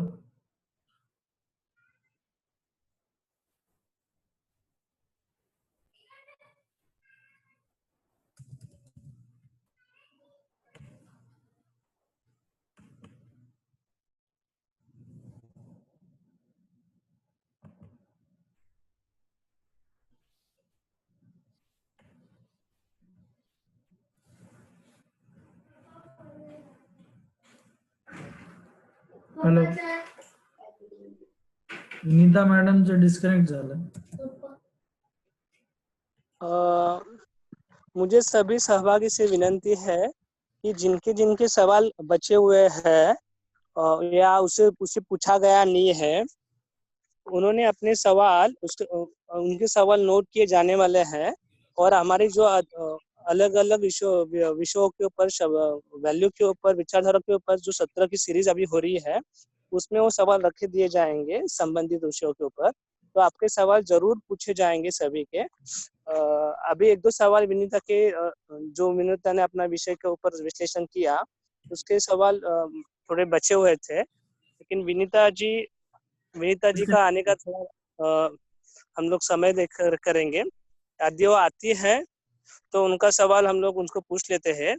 आदि नहीं आती है तो जैसे जिस तरह से हम लोगों ने कल जैसा किया कि सुरेश सावंत जी का और अहिरे जी का जिनके सवाल पूछे नहीं गए थे और उनके सवाल पूछने का टाइम नहीं मिला था, उनको फिर से बुलाया गया। ऐसा कर सकते हैं, नहीं तो हम लोग उसको मेल करेंगे विनीता जी को और उसका सवाल का हम लोग आंसर ले लेंगे मेल थ्रू, और जो सहभागी ने उनका सवाल पूछा है उनको दिया जाएगा। ओवर।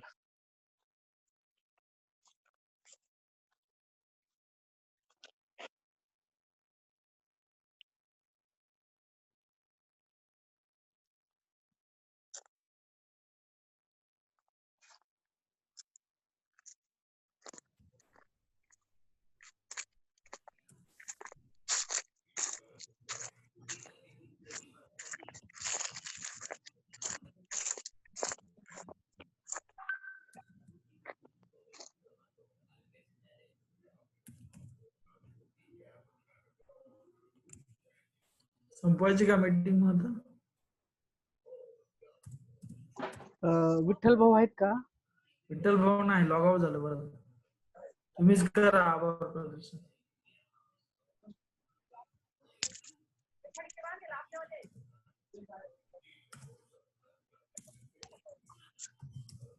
सर्वांचे धन्यवाद. पुढील सत्र आपलं 25 तारखेला सोमवारी असेल. त्यामध्ये आपण प्रास्ताविकेला सुरुवात करणार आहोत. आम्ही भारताचे लोक.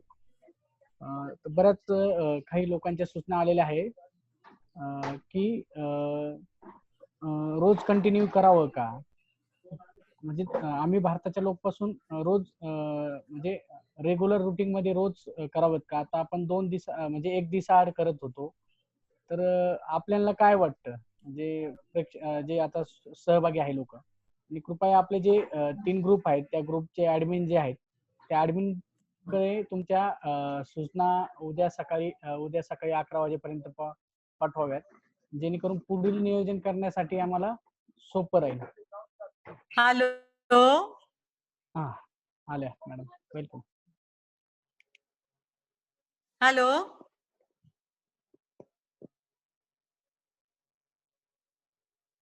हाँ, आवाज आ रही है? आ रहा है मैडम. हाँ, बस आई थिंक क्लोज कर दिया आपने, वो ठीक रहा, कोई बात नहीं, वो इंटरनेट चला गया था.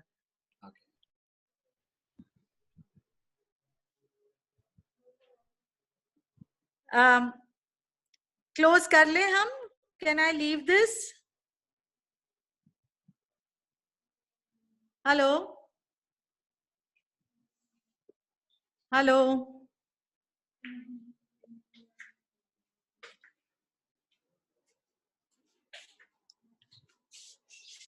हेलो. हाँ, यस मैडम. ठीक है, क्लोज कर ले. हाँ. हाँ, ठीक है. ओके. रिकॉर्डिंग बंद कर दीजिए, फिर थोड़ी देर बाद में बात कर लेंगे, है ना? हाँ, फेसबुक लाइव पे. हाँ, ओके. ओके, वो फेसबुक लाइव बंद कर दीजिए. Okay. Thanks. Alright, thank you. Thank you. Bye. Thank you.